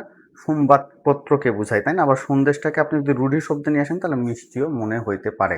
ওকে, দুইটা গেছে। তারপর যুগরূঢ় শব্দ হচ্ছে আমার জন্য লাস্টেরটা দেখেন যে সমাস নিষ্পন্ন যে সকল শব্দের অর্থ ভিন্ন হয়। সমাস নিষ্পন্ন, আপনি দেখবেন যদি সমাস নিষ্পন্ন হয় তাহলে সেটা আপনার জন্য কি হবে বলেন তো? যুগরূঢ় শব্দ হবে। ওকে, আমরা হচ্ছে এই তিনটা পর্ব এবং যেগুলো আমাদের পরীক্ষায় আসে সেটা আমি একসাথে আপনাদের ছন্দ আকারে দিছি। দেখেন ছন্দ আকারে দিছি, তারপরে আমি বললাম যে যুগরূঢ় শব্দ হচ্ছে যেই শব্দগুলো আপনি দেখবেন যে সমাস থেকে আসছে, সমাস নিষ্পন্ন যে সকল শব্দ, তাদেরকে আমরা কি বলবো বলেন তো? তাদেরকে আমরা বলবো হচ্ছে যুগরূঢ় শব্দ, তাদেরকে আমরা যুগরূঢ় শব্দ বলবো। বাট আমরা যেটা করব যে এই তিনটা ছন্দ আমরা মুখস্থ করে ফেলবো, কারণ পরীক্ষার হলে আপনার কাছে এত সময় থাকবে না। বাট বেশি সুন্দর তো না, আমরা তিনটা ছন্দ জাস্ট যদি পড়ে ফেলি তাহলে আমরা যে কোনো পরীক্ষায় এই জায়গা থেকে মুক্তি পাবো। ফার্স্ট হচ্ছে দেখেন আমি মিশাই ফেলতেছি, আমি যেটা বলছি সেটা তো অবশ্যই যে কিভাবে হচ্ছে এটা নিয়ে আমার কোনো সমস্যা নেই, বাট আমরা হচ্ছে পাশাপাশি কি করব? তিনটা ছন্দ আকারে পড়ে ফেলবো। ফার্স্টে আমাদের যৌগিক শব্দ দেখেন, বলছে যে মধুর একজন গায়ক আছে। একজন গায়ক কি আছে বলেন তো? মধুর গায়ক আছে। এখন তার কর্তব্য হচ্ছে গান গাওয়া, কিন্তু সে কর্তব্য পালন না করে যেহেতু গান গায় এই জন্য কি করে? একটু ভাবসাব আছে। এই জন্য সে বাবুয়ানা সেজে কি করছে? দৌহিত্রকে নিয়ে চিকা মারতে গেছে। এটা আপনি যদি কয়েকবার পড়েন তাহলে আপনার মনে থাকবে যে মধুর নামে একজন গায়ক আছে, তার যে দায়িত্ব সেই কর্তব্য পালন না করে সে কি করতেছে বলেন তো? বাবুয়ানা সাজছে। বাবুয়ানা সেজে তার যে কন্যার পুত্র দৌহিত্র আছে সেই দৌহিত্রটাকে নিয়ে কি করতে গেছে বলেন তো? চিকা মারতে গেছে। চিকা মারা মানে ওই যে দেয়ালে লেখা আর কি, দেয়াল লেখন দেখেন না যে বিভিন্ন দলের সংগঠনগুলা দেয়ালে ইত্যাদি ইত্যাদি লিখে থাকে। যারা ইউনিভার্সিটিতে আছেন দেখবেন যে বিভিন্ন বাম দলগুলা দেয়ালে লেখে যে এটা ওইটা চাই না, আর যে কেউ পাবে কেউ পাবে না, তা হবে না তা হবে না, এই টাইপের বিভিন্ন জিনিস আর কি লেখা থাকে। তাহলে এইটা হচ্ছে আমার কি ছিল বলেন তো? যৌগিক শব্দ, যে মধুর গায়ে কর্তব্য পালন না করে বাবুয়ানা সেজে দৌহিত্রকে নিয়ে কি করছে? চিকা মারতে গেছে। ওকে, তারপরে আসবো আমরা হচ্ছে সেকেন্ডটা আমাদের জন্য রূঢ় শব্দ, রূঢ় বা রূঢ়ি শব্দ, তাই না? যে আপনার অর্থটা ভিন্ন হবে, তো এটা আমরা পড়বো, কোনো সমস্যা নেই, বাট আমরা মনে রাখবো যেহেতু এই উদাহরণগুলো আমার বারবার আসে এবং এগুলো আসবে 100% আসলে। তো এখানে দেখেন কি করছে যে আপনার সন্দেশ আছে, সেটা কি? তেল মাখা, তাই না? যে তৈল মাখা সন্দেশ খেয়ে কি করছে প্রবীণ? কি করছে দেখেন তো? ব্যাসি নিয়ে হাতের পিঠে চড়ে কি করতে গেছে? গবেষণা করতে গেছে।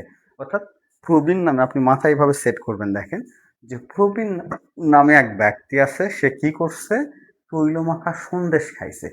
খেয়ে কি করছে? ব্যাসি হাতে নিছে, নিয়ে হাতির পিঠে চড়ে কি করছে বলেন তো? গবেষণা করছে। তাহলে রূঢ় শব্দ হচ্ছে আমার তৈল, সন্দেশ, এই যে দেখেন তৈল, সন্দেশ, তারপর হচ্ছে আপনার ব্যাসি, প্রবীণ, হস্থি, গবেষণা। তো পরীক্ষার জন্য আমার কিন্তু এই ছয়টার প্রয়োজন। এখানে আমার কি ছিল? মধুর ছিল, গায়ক ছিল, কর্তব্য ছিল, বাবুয়ানা ছিল, দৌহিত্র ছিল, চিকা মারা ছিল। এখানে আমার কি বলেন তো? এই ছয়টা শব্দ। আমরা বেশি পড়বো না, এই ছয়টাই পড়বো। যদি এই ছয়টার বাইরে আসে তখন আমাকে গালিগালাজ করবেন, সমস্যা নাই। ওকে, তাহলে আমরা 2টা থেকে 6টা পড়ে ফেলছি, বাকিগুলো আমাদের জন্য যুগরূঢ় শব্দ। তো এই ক্ষেত্রেও দেখেন কি বলেন তো, যে সমাস নিষ্পন্ন, পুংকে জন্মে যে পুংকেশ, মহান যে নবী মহানবী, রাজার পুত্র রাজপুত্র। তো এরকম যেগুলো সমাস নিষ্পন্ন শব্দ সবগুলো হচ্ছে আপনার জন্য কি বলেন তো যুগরূঢ় শব্দ। তো আমরা একটু এখানে মনে রাখবো যে মহারাজা পঙ্কজ, মহারাজাটাও হবে, হ্যাঁ, এখানে রাজপুত্র, সরি একটা জিনিস এখানে এই ছন্দতে একটু বাদ গেছে, সেটা হচ্ছে যে রাজপুত্র থেকে শুরু হবে। যে একটা রাজপুত্র আছে তার নাম কি বলেন তো পঙ্কজ, সে কি করছে, মহাযাত্রা করে জলধিতে গেছে। তো এই ক্ষেত্রে আপনার এই মহানবীটাও আসবে, যে মহানবীটাও আমি জাস্ট আলাদা করে রাখছি, আপনারা একটু মাথায় রাখবেন যে মহানবী আলাদা রাখছি আর রেসপেক্টের জায়গা থেকে, যে আমরা এখানে কি করবো বলেন তো, যে রাজপুত্র পঙ্কজ কি করছে, মহাযাত্রা করে জলধিতে গেছে। আর মহানবীটা তো মহান যে নবী, যেহেতু সমাস নিষ্পন্ন, এটা আপনার কি হয়ে যাচ্ছে যুগরূঢ় শব্দ। তো এই 3টা শব্দ আপনার লাইফের জন্য খুবই বেশি ইম্পর্টেন্ট, এবং এখান থেকে একটা প্রশ্ন আপনি 3-4টা পরীক্ষা দিলে অবশ্যই অবশ্যই পাবেন। তো আপনারা যদি আর 2-3 বার এটা পড়েন তাহলে আপনাদের কাছে কিন্তু কি হবে বলেন তো, ওই যে আর উৎপত্তি বা ব্যুৎপত্তিগতভাবে একই, এটা আপনি মাথায় না নেয়াই আমি মনে করি ভালো, যে শব্দের অর্থ যা সেটাই হচ্ছে, এটা পড়ার সময় সহজ মনে হয়, বাট যখন পরীক্ষায় আসবে তখন দেখবেন পরীক্ষা আসছে গায়ক, এই গায়ককে ভাঙলে কি হয়, গায়ককে ভাঙলে হয় হচ্ছে গই যুক্ত নখ, কি হয় গই যুক্ত নখ। এখন গই বলতে কি বুঝায় এটা আমি জানি না, তাহলে এখন কি করব, গই বলতে কি এটা তো আমি জানি না, ভাবতেছি ভাই এটা তোমরা গ্রাম্য কোনো কিছু, তাহলে অর্থ তো ভিন্ন বুঝাচ্ছে, আপনি এখন কি দিয়ে আসছেন, রূঢ় শব্দ দিয়ে আসছেন, এরকম হইতে পারে। তো যেই জায়গাতে আমার নাম্বার পাওয়া উচিত এবং রিস্ক ফ্রি, কিন্তু প্রশ্নে আমি ওই যে অর্থ অনুযায়ী পড়তে গেলে বিপদে পড়বো, সেই জায়গাতে আমি মনে করি যে স্মার্ট প্রিপারেশনের ক্ষেত্রে যে আমার এই 6টা মনে রাখাই ভালো, হ্যাঁ, এই 6টা করে মনে রাখাই ভালো। আপনাদের আমি এই কারণে 2টাই বলে দিছি, বাট পরীক্ষার হলে গেলে দেখবেন যে বিপদে পড়ে যাবেন। এই জন্য আপনি জাস্ট এই 3টা ছন্দ মনে রাখতেই হবে, যে মধুর গায়ে কর্তব্য পালন না করে ব্যবহার সেজে দরিদ্রকে নিয়ে চিকে মারতে গেল, রুড়ি শব্দ হচ্ছে তৈলমাখা সন্দেশকে বাসি নিয়ে প্রবীণ হস্তির পিঠে চড়ে কি করে গবেষণা করে। আর এই যে মহানবীটা থাকবে এখানে, আর রাজপুত্র পঙ্কজ মহাযাত্রা করে কই গেছে, জলধিতে গেছে। ওকে, আপনারা যে কোনোটাই পড়তে পারেন।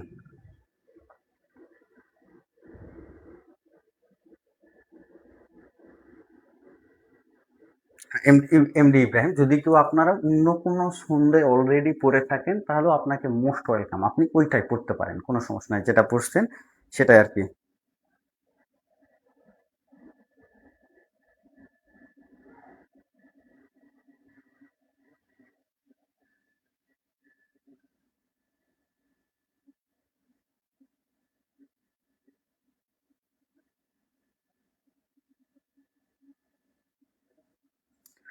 ওকে, আমি আপনাদের সাজেস্ট করবো যে আপনারা জাস্ট হচ্ছে এই 3টা আর কি মুখস্থ করবেন, এটা আপনার জন্য ভালো, কারণ এটা পরীক্ষার জন্য যত বাংলা টপিকস আছে তার মধ্যে মোস্ট ইম্পর্টেন্ট আমাদের জন্য।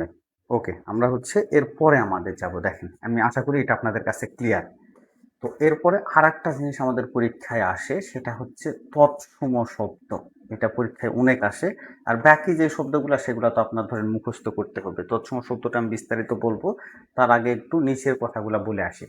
তো নিচে আমি আপনাদের হচ্ছে বেশ কিছু শব্দ দিছি, এখন আপনারা যদি মনে করেন যে আরো বেশি শব্দ পড়বেন আপনাদের মোস্ট ওয়েলকাম, কেউ যদি মনে করবেন যে এইটুকু পড়বেন তাতে আমি মনে করি হবে, কিন্তু আরবি বা ফার্সি শব্দের ক্ষেত্রে এটার আবার একটু স্টেশন নাই, হ্যাঁ, আরবি বা ফার্সি শব্দ আপনার অনেক আছে। তো আপনারা একটু আরবি ফার্সি আমি এখানে দিছি, বা দেশি শব্দ আপনারা আরবি ফার্সি এবং দেশি শব্দটা চাইলে বই থেকে আর একটু পড়ে নিতে পারেন, মেইনলি পরীক্ষা এইগুলোই আসে, বাট দেখে নিতে পারেন, বাট বাকি ভাষার শব্দগুলো আপনার আর বই থেকে দেখার প্রয়োজন নাই। তো ফার্স্টে দেখেন যে আমি আপনাদের প্রত্যেকটা শব্দ দিচ্ছি এবং এই শব্দগুলো এখানেই আছে, এবং সাথে আপনার মনে রাখার জন্য যে টেকনিক আর কি।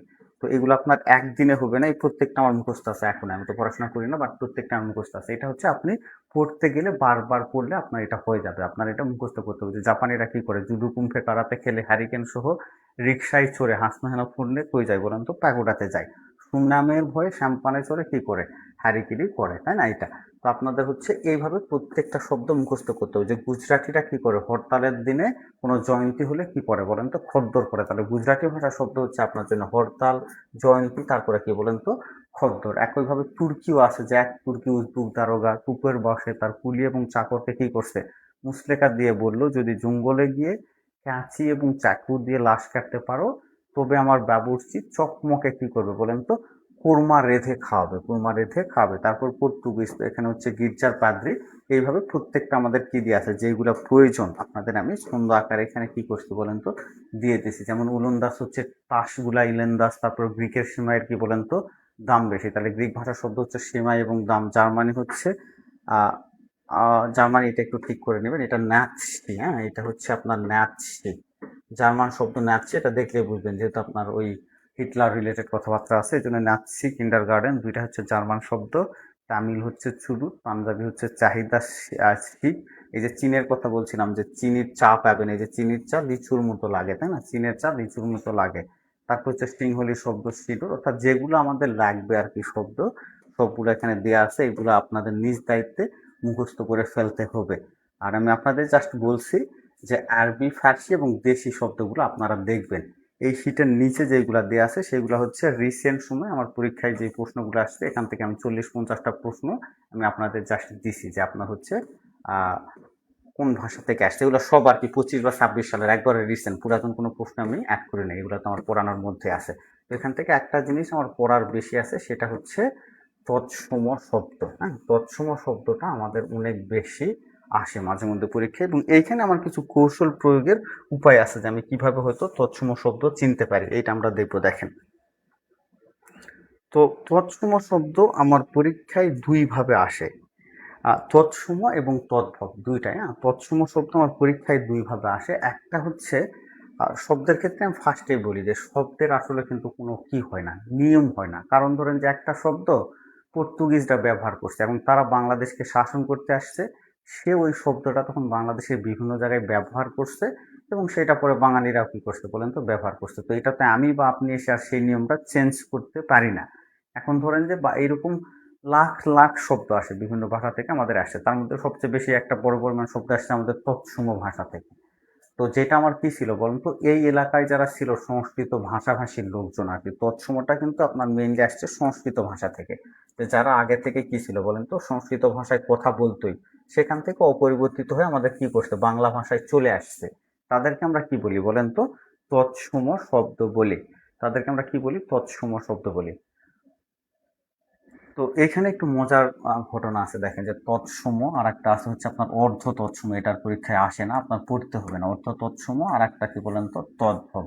তো আমরা বাঙালিরা কেমন দেখেন এখানে একটু চিন্তা করেন যে কিছু আর কি, তৎসমটা হচ্ছে ওই যে যারা আপনার আর্য জাতি যারা আসছিল, আপনাদের আমি একটা ক্লাসে বলছিলাম, তো তাদের সময় ওরা কিন্তু সংস্কৃত ভাষায় আর কি অনেক, তখন হচ্ছে যারা এলিট শ্রেণীর লোকজন ছিল তারা হচ্ছে সংস্কৃত ভাষায় কথা বলতো। কোন ভাষায় বলেন তো সংস্কৃত ভাষায়।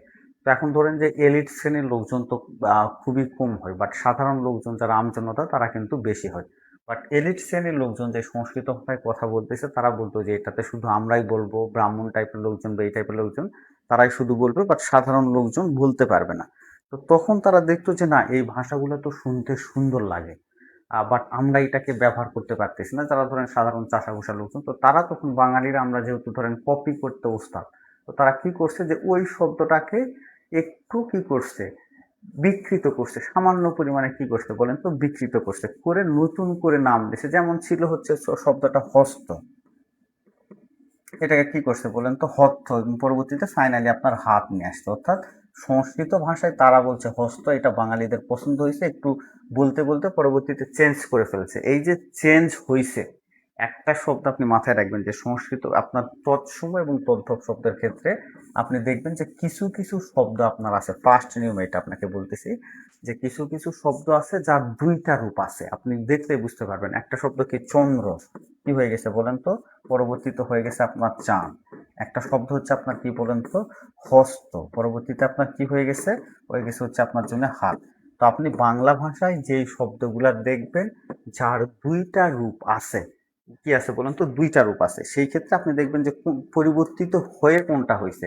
এটা কিন্তু এখন পরিবর্তিত হয়েছে, চাঁদ থেকে কিন্তু চন্দ্র হয় নাই, চন্দ্র থেকে চাঁদ হয়েছে, হস্ত থেকে কি হয়েছে হাত হয়েছে। তো যেই শব্দগুলো আমরা বাংলা ভাষায় পড়তে গিয়ে দেখব যে চেঞ্জ হয়েছে, ফার্স্ট অংশটা হচ্ছে আমার জন্য সংস্কৃত শব্দ, আর যেটা চেঞ্জ হয়েছে সেটা আমার জন্য কি শব্দ বলেন তো তদ্ভব শব্দ। আমি আশা করি আপনাদের বুঝাইতে পারছি যে বাংলা ভাষায় ব্যবহার করতে গেলে আমরা অনেক শব্দ পরীক্ষায় পাবো যেগুলা দুইটা রূপ আছে। সেই ক্ষেত্রে প্রথম যেই রূপ সেটা হচ্ছে আমার জন্য সংস্কৃত শব্দ। পরবর্তীতে আমরা বাঙালিরা চেঞ্জ করে সেকেন্ড যে রূপটা দিছি সেটা আমার জন্য কোন শব্দ বলেন তো? তদ্ভব শব্দ।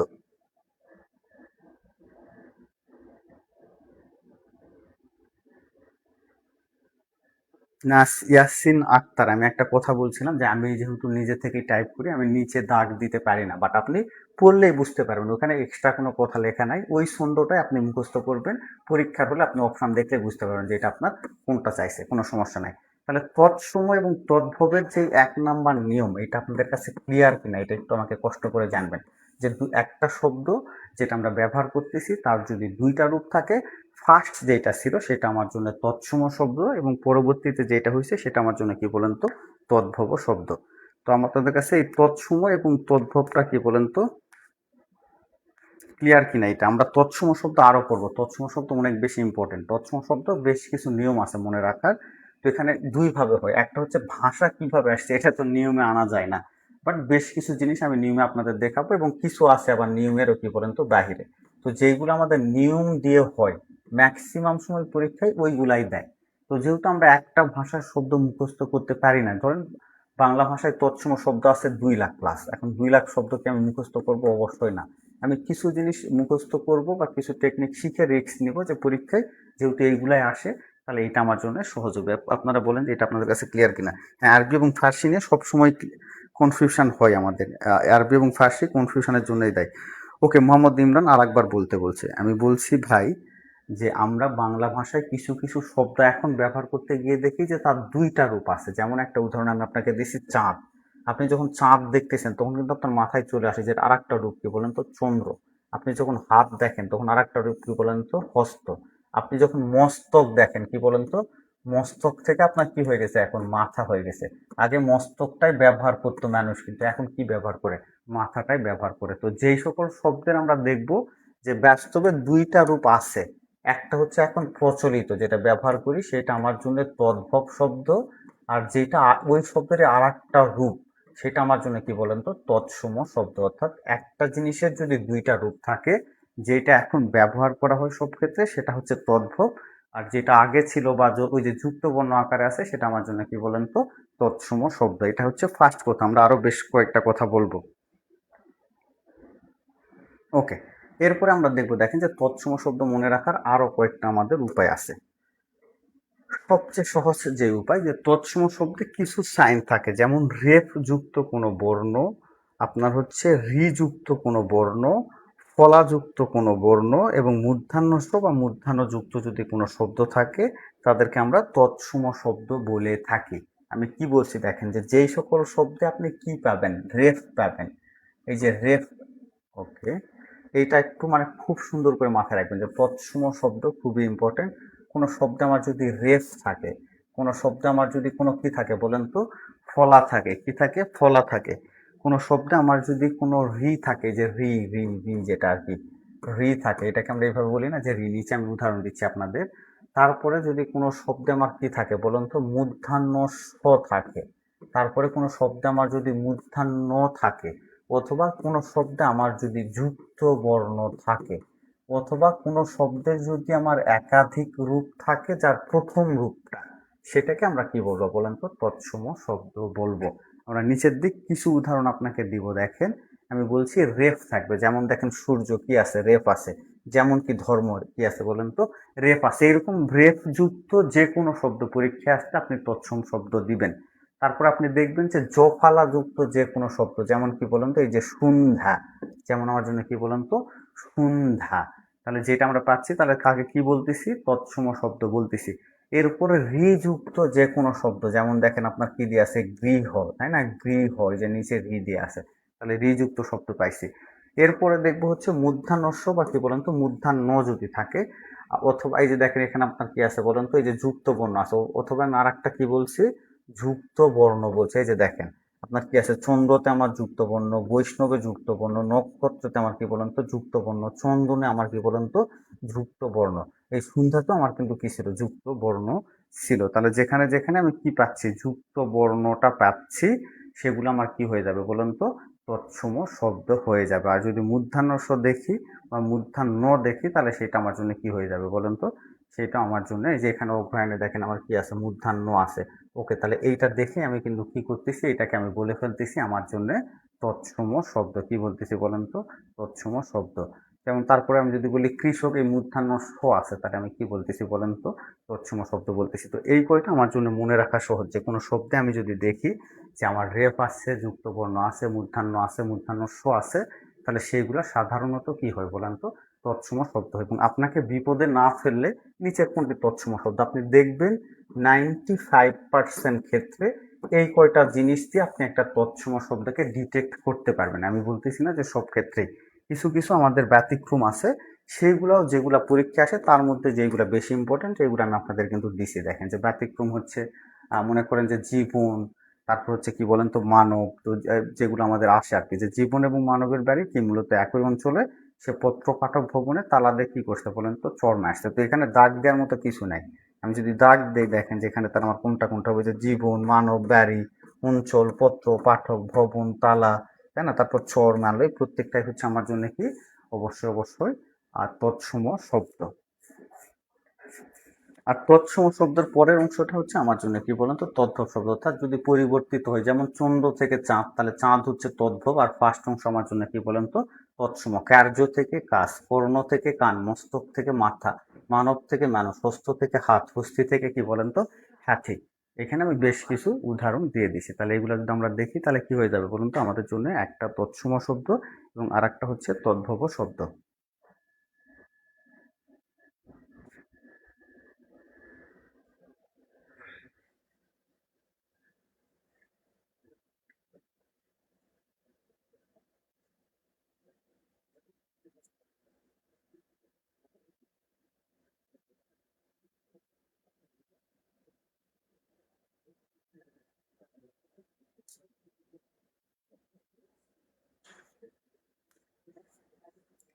ওকে, আর আমরা এই হচ্ছে আমাদের মেইনলি শব্দের আর কি পড়া। আর সামনের দিকে আমরা জাস্ট বচনটা বাদ রেখে আসছি। বচনে আসলে কিছু বলার নাই, এক বচন এবং বহু বচন, তাই না? এক বচন এবং বহু বচন এটা আমরা পড়ে আসছি, এই জন্য এখানে দিছি। এটা আপনারা নিজেরা দেখলেই পাবেন যে এক বচনে সাধারণত টিটা খানাখানি কাছাকাছি থাকলে এক বচন, আর বহু বচন হচ্ছে কি যার দ্বারা আমার কি বুঝায় বলেন তো? বহু বুঝায়। তো এখানে আমার দুইটা প্রশ্ন বেশি আছে, যে উন্নত প্রাণীবাচক শব্দে আমার কি ব্যবহৃত হয়, যেমন গুণ, বর্গ, মণ্ডলী, বৃন্দ, এগুলো আর কি আমার যেগুলো আসে সেটা। আর আরেকটা ইংরেজি তো আমরা পড়ে আসছি, যে জাতিবাচক শব্দ আমরা যদি দেখি যে এক বচন দিয়ে আমার কি বোঝায় বলেন তো? বহু বচন বোঝায়। যেমন হচ্ছে যদি মাছ বলে, মাছ বলতে তো একটা মাছকে বোঝায় না, স্পেসিফিক বলে না যে ইলিশ মাছ। যখন শুধু মাছ বলতেছে তার মানে সেটা সবাইকে বোঝাচ্ছে। ওই মাছ দ্বারা আমার কি বোঝায় বলেন তো? বহু বচন হয়। কোনো ব্যক্তি যদি এরকম থাকে, মাছ পানিতে থাকে, ওইটার কিন্তু বহু বচন আকারে আমার মাছের আর লেখার প্রয়োজন নাই। তো এইগুলো জাস্ট হচ্ছে যে বচনটা আপনার নিজের পড়া, এখানে আমি দিয়ে রাখছি এক লাইনে শেষ। এইটুকু একটু জাস্ট হচ্ছে আপনারা এর সাথে পড়ে ফেললে আমাদের সবকিছু ক্লিয়ার হয়ে যাবে। ওকে, তো কালকের পরের দিন যাদের পরীক্ষা তাদেরকেও আমি বলবো যে আপনারা একটু শেষ সময়ে এই শীটটা একটু দেখে যাবেন, এটাতে আপনারা অনেক বেশি উপকৃত হবেন। বেশ ইজি টপিকসই, কঠিন কিছু না। এটা আপনারা দেখলেই দেখা যাবে যে পরীক্ষাগুলো যে রিভাইজ দেওয়ার মতো আপনার হয়ে যাবে। আর যারা সচরাচর রেগুলার স্টুডেন্ট তারা তো সম্পূর্ণ এটা পড়বেনই স্বাভাবিকভাবে, কোনো সমস্যা নেই। তো বিদ্যুৎ নাই, আপনারা এখন আপনাদের যত প্রশ্ন আছে আপনারা এবার আপনাদের প্রশ্নগুলা করবেন একটু ঝটফট। হ্যাঁ, বিদ্যুৎ নাই, গরমের মধ্যে ক্লাস নিচ্ছি না। অন্যগুলার পরীক্ষা আসবে না ভাই। আমার যদি পরীক্ষা আসে তাহলে বিদেশি শব্দগুলো আসবে, নাহলে তৎসম শব্দ আসবে। মেইনলি তদ্ভব শব্দ আসতে পারে, বাট শব্দগুলো আমার মেইনলি বিদেশি শব্দগুলাই আসে। আর যদি এর বাইরে আসে তাহলে তৎসম শব্দ আসে। এবার আপনাদের যত প্রশ্ন আছে ঝটপট প্রশ্ন করবেন, না প্রাকৃত শব্দ পড়তে হবে না।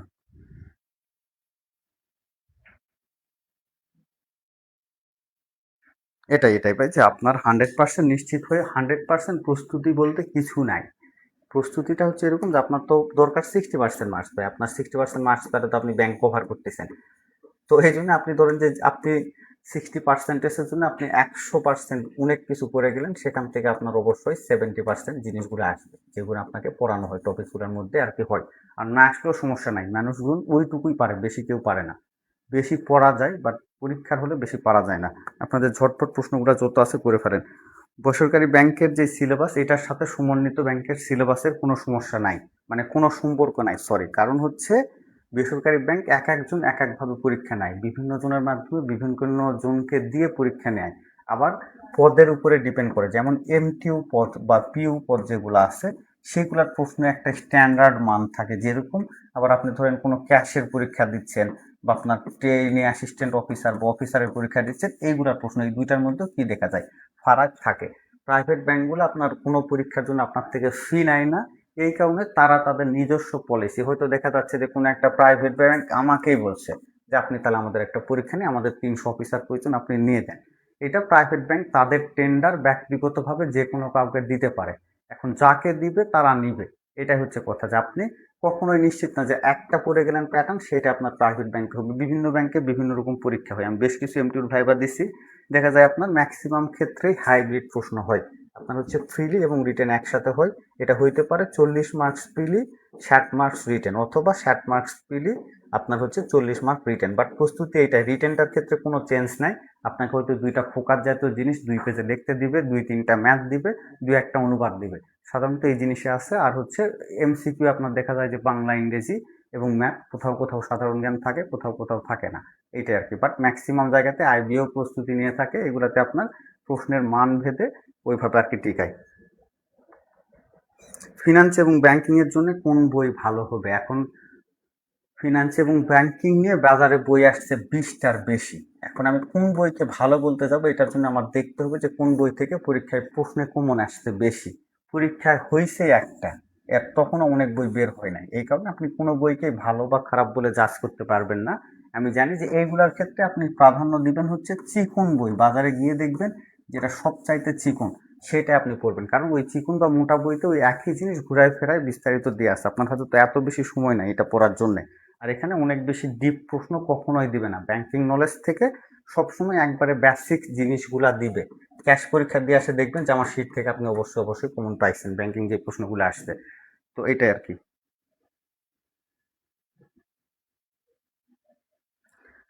সাইফা সুলতানা, আমি ব্যাংকের ক্ষেত্রে বলছি, আপনাদের আবারও বলতেছি যে ব্যাংকের ক্ষেত্রে আমার স্ট্র্যাটেজি ছিল অলওয়েজ অ্যাটেম্প্ট 90+। আমি ব্যাংকে কখনো 90-র নিচে দাগানোকে জ্ঞানীর কাজ মনে করি না। 90+- প্রশ্ন আমার মতে দাগানো উচিত, যাদের মোটামুটি পড়াশোনা আছে। পড়াশোনা না থাকলে আমি তাদের কথা বলতেছি না, যাদের টিকার মতো অবস্থা, কারণ ব্যাংকের নেগেটিভ হচ্ছে 0.25।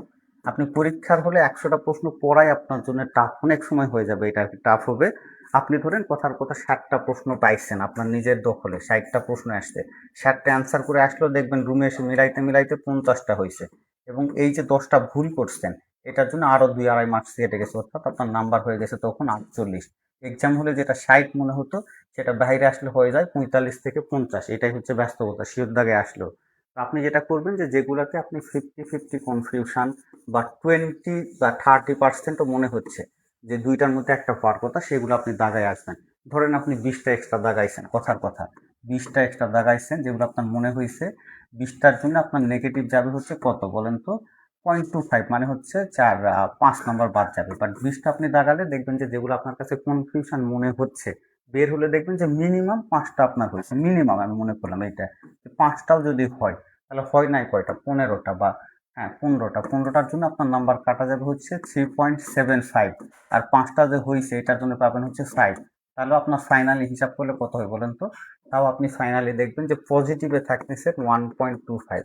1.25-এর জন্য আপনি অনেক সময় নাও টিকতে পারেন, যেটা আমি মিনিমাম বললাম যে দাগালে, কিন্তু 50-50 দাগালে অনেক সময় আপনার 7টা 8টা হয়ে যায়। ধরেন 20টা দাগাইছেন, যেগুলো আপনার যাদের প্রিপারেশন ভালো তাদের কথা বলতেছি, 20টা দাগাইছেন 8টা হয়েছে, 12টা হয় নাই, ওকে নাই হইতে পারে, 12টার জন্য আপনার 3 নাম্বার কাটা যাবে, 8টা হওয়ার জন্য 8 পাবেন, ফাইনালি আপনার 5 নাম্বার বাড়বে। আমি মনে করি যে কোনো পরীক্ষায় যেগুলাতে আপনার 0.25 নেগেটিভ, এগুলাতে আপনি সবসময় বেশি বেশি দাগানোর চেষ্টা করবেন।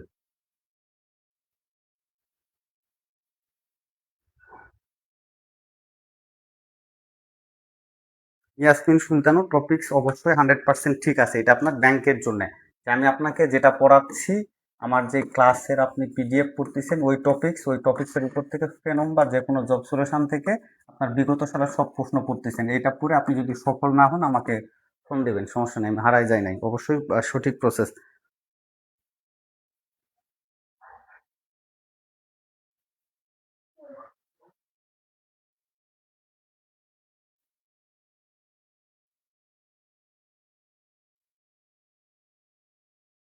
আহসান হাবিব শান্ত, সমস্যা হওয়ার সম্ভাবনা আছে। আমার ডিভিএম সম্পর্কে প্রপারলি জানা নাই। আপনাদের সম্ভবত 5 ইয়ারের কোর্স ডিভিএম নিয়ে আমার এইটা বিস্তারিত জানা নাই।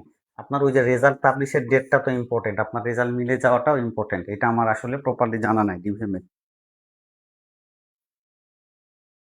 তুফাজ্জল হাসান তপু, আইবি এর জন্য প্রশ্ন ব্যাংক নেওয়ার প্রয়োজন নাই। হ্যাঁ, আইবি এর জন্য আমি আপনাকে হচ্ছে ওই যে আপনাদের সবচেয়ে বড় সমস্যা হচ্ছে যে যেটা চোখের সামনে পান সেই প্রশ্ন ব্যাংকই নতুন করে কিনে পড়া শুরু করেন। এটা হচ্ছে রং প্রসেস। আপনি বেসিক ক্লিয়ার করেই পড়বেন। আইবি এর প্রশ্ন হয় কি হবে, আইবি এর প্রশ্ন হবে কঠিন, তাই না? কঠিন। আপনাকে বাস্তবে ম্যাথে ভালো হইতে হবে। আপনাকে বাস্তবে কি হইতে হবে বলেন তো? হচ্ছে ইংরেজিতে ভালো হইতে হবে। আমার ক্ষেত্রে যেটা হয়েছে যে আমি প্রাইভেট ব্যাংকের জন্য জীবনে কখনো কোনো জব সলিউশনও করি নাই, আমি দেখেও যাইনি। আমার একটা সময় মনে হইতো বা আমার দেখে মনে হইতো যে আমি ধরেন প্রাক ব্যাংকের এমকিউ বা ইউনিটা যেটা ছিল বা বিভিন্ন জায়গাতে এমকিউ লেভেলের কোনো পোস্টে এখন আপনার স্টার্টিং স্যালারি আপনার 1 লাখ টাকা। তো এগুলোতে আমার ঢোকার চিন্তা ভাবনা ছিল, বাট আমার বিবিএ ব্যাকগ্রাউন্ড না, আমি ফাইনাল ভাইভা পর্যন্ত গিয়ে ব্যাক আসছি। তো 7-8টা পরীক্ষা দিছি বা 6-7টা, তখন ঢাকায় ছিলাম। তো এদের ম্যাক্সিমাম পরীক্ষা আইবিএ নিত। আইবিএ নিলে আমার এটার জন্য আলাদা করে পড়ে যাইতে হতো না। কম নাম্বারে আইবিএ তো জব হয়, নাম্বার কম লাগে, এই কম নাম্বারে ভাইভা পর্যন্ত যাওয়া যায় একটু ম্যাথ ভালো পারলেই। এটার জন্য যখন যেই ফ্যাকাল্টি নেবে তার জন্য বই কেনার প্রয়োজন নাই। নেটে আপনি দেখবেন যে বিভিন্ন প্রশ্ন ব্যাংক পাওয়া যায় পিডিএফ, ওইটা আপনি কি করবেন, নিয়ে একটু সলভ করা শুরু করবেন। যেটাতে আটকে যাবেন সেটা খাতায় একটু লিখবেন যে ওকে এটা আমার কাছে মনে হচ্ছে এরকম। তার মানে এই না যে আপনি ওই প্রশ্ন ব্যাংক পড়ে জব নেবেন, এটা না। আপনার যা পড়া আছে এটা একবারে বেসিক ভিত্তিক পড়াশোনা। যখন যেই ফ্যাকাল্টির কোনো একটা এক্সাম সামনে আসবে, যে কোনো কোনো কিছু, ওইটা জাস্ট আপনি একটু পিডিএফ থেকে পড়ে নিলেন। যদি ফিনান্সিয়াল সমস্যা না থাকে বই কিনতে পারেন, এটা আর কি। বাট আমি আপনাদের আইবিএর ফুল পিডিএফ দিয়ে দিব। ক্যাশের এক্সামের প্রশ্ন আমি আশা করি সারা জীবন ইজি হয়। কাটমার্ক দেখবেন পরীক্ষা থেকে বের হয়ে 57 থেকে 60-এর মতো হইতে পারে, যদি দেখেন যে প্রিভিয়াস প্রশ্ন রিলেটেড আর কি দেয়। কারণ এখানে আপনার পরীক্ষা দিবে হইতে পারে 70 থেকে 80 হাজার, আর টিকাবে হচ্ছে কত বলেন তো? 8 হাজার। তার মানে 8×9 = 72, প্রতি 9 জনে একজন টিকবে। হ্যাঁ, 57-60 এরকম হইতে পারে যদি প্রশ্ন ইজি হয়। জিকে শিটের ফন্টটা একটু, হ্যাঁ, জিকে শিটের ফন্টটা বড় করে দেওয়া উচিত। আমি দিব, এটা কালকে দেখি, চেষ্টা করব দেওয়ার জন্য। এটা কে কমেন্ট করছে? ফেরদাউস, আমাকে কালকে একবার টেস্ট করবা।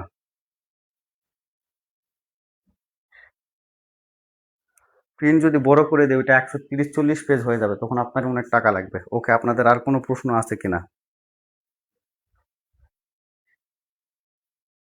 নিউন ইসলাম, আগে ব্যাংকেরই একটা সলিড প্রস্তুতি নেন। আপনি প্রস্তুতি নিয়ে 6 মাস লাগলো আপনার প্রস্তুতি নিতে, 6 মাস পর তো আপনি বিয়ে করে দেশের বাইরে চলে যাবেন না, তাই না? এই 6 মাস আপনি আগে সলিড ভাবে ব্যাংকেরই নেন। তারপরে আপনি যেটা করবেন, যে আপনি মনে করতেছেন ওকে ব্যাংকের জন্য হয়েছে, তাহলে অন্য জবের জন্য আর কি করবো? অন্য জবের জন্য আলাদা কিছু করার প্রয়োজন নেই। আপনি প্রত্যেক বছর ভিত্তিক প্রফেসরসের যে আপনার কি হয় বলেন তো, যে ইয়ারলি যে জব সলিউশনটা বের হয়, প্রশ্ন ব্যাংক যেটা আর কি, মানে ওই বছরের যেটাকে আমরা জব সলিউশন বলি, ওই 1 বছর 2 বছর ওইটা জাস্ট করে আপনি আপডেট থাকবেন, তাহলে আপনি অন্য জবগুলা তো টিকবেন। ব্যাংকে যারা টিকে তারা অন্য জবে এমনিতে একটু তার অ্যাডভান্স প্রস্তুতি হয়ে যায়। এর পাশাপাশি আপনি একটু বিসিএস প্রশ্ন ব্যাংকটা পড়ে ফেলবেন, এর সাথে বিসিএস এর যে প্রশ্ন ব্যাংক এইটা পড়বেন, তাহলেই হবে। কর্মসংস্থান ব্যাংকের প্রশ্ন হবে হচ্ছে আপনার তৃতীয় শ্রেণীর যে জবগুলা থাকে, এক কথায় প্রকাশ টাইপের আর কি, এই টাইপের। কর্মসংস্থান ব্যাংকের যিনি বলছেন তাকে বোঝার জন্য আমরা একটা পিডিএফ দিতে পারি। হ্যাঁ, যে আপনার হচ্ছে বিগত প্রশ্নগুলো আপনার বিভিন্ন জবে দেখবেন যে আপনার 16 থেকে 20 গ্রেডের যে প্রশ্নগুলো আছে এক কথায় প্রকাশ টাইপের, এবং 8-9-এর বই থেকে যে ম্যাথগুলো আছে এই টাইপের হবে। ওইটা আমার কাছে ছিল, একটা রিটেন প্রশ্ন ব্যাংক আর কি, বিভিন্ন জব সলিউশনের। ওইটা আমাকে নক করলে আমি দিব, আমাকে নক করবেন হোয়াটসঅ্যাপে।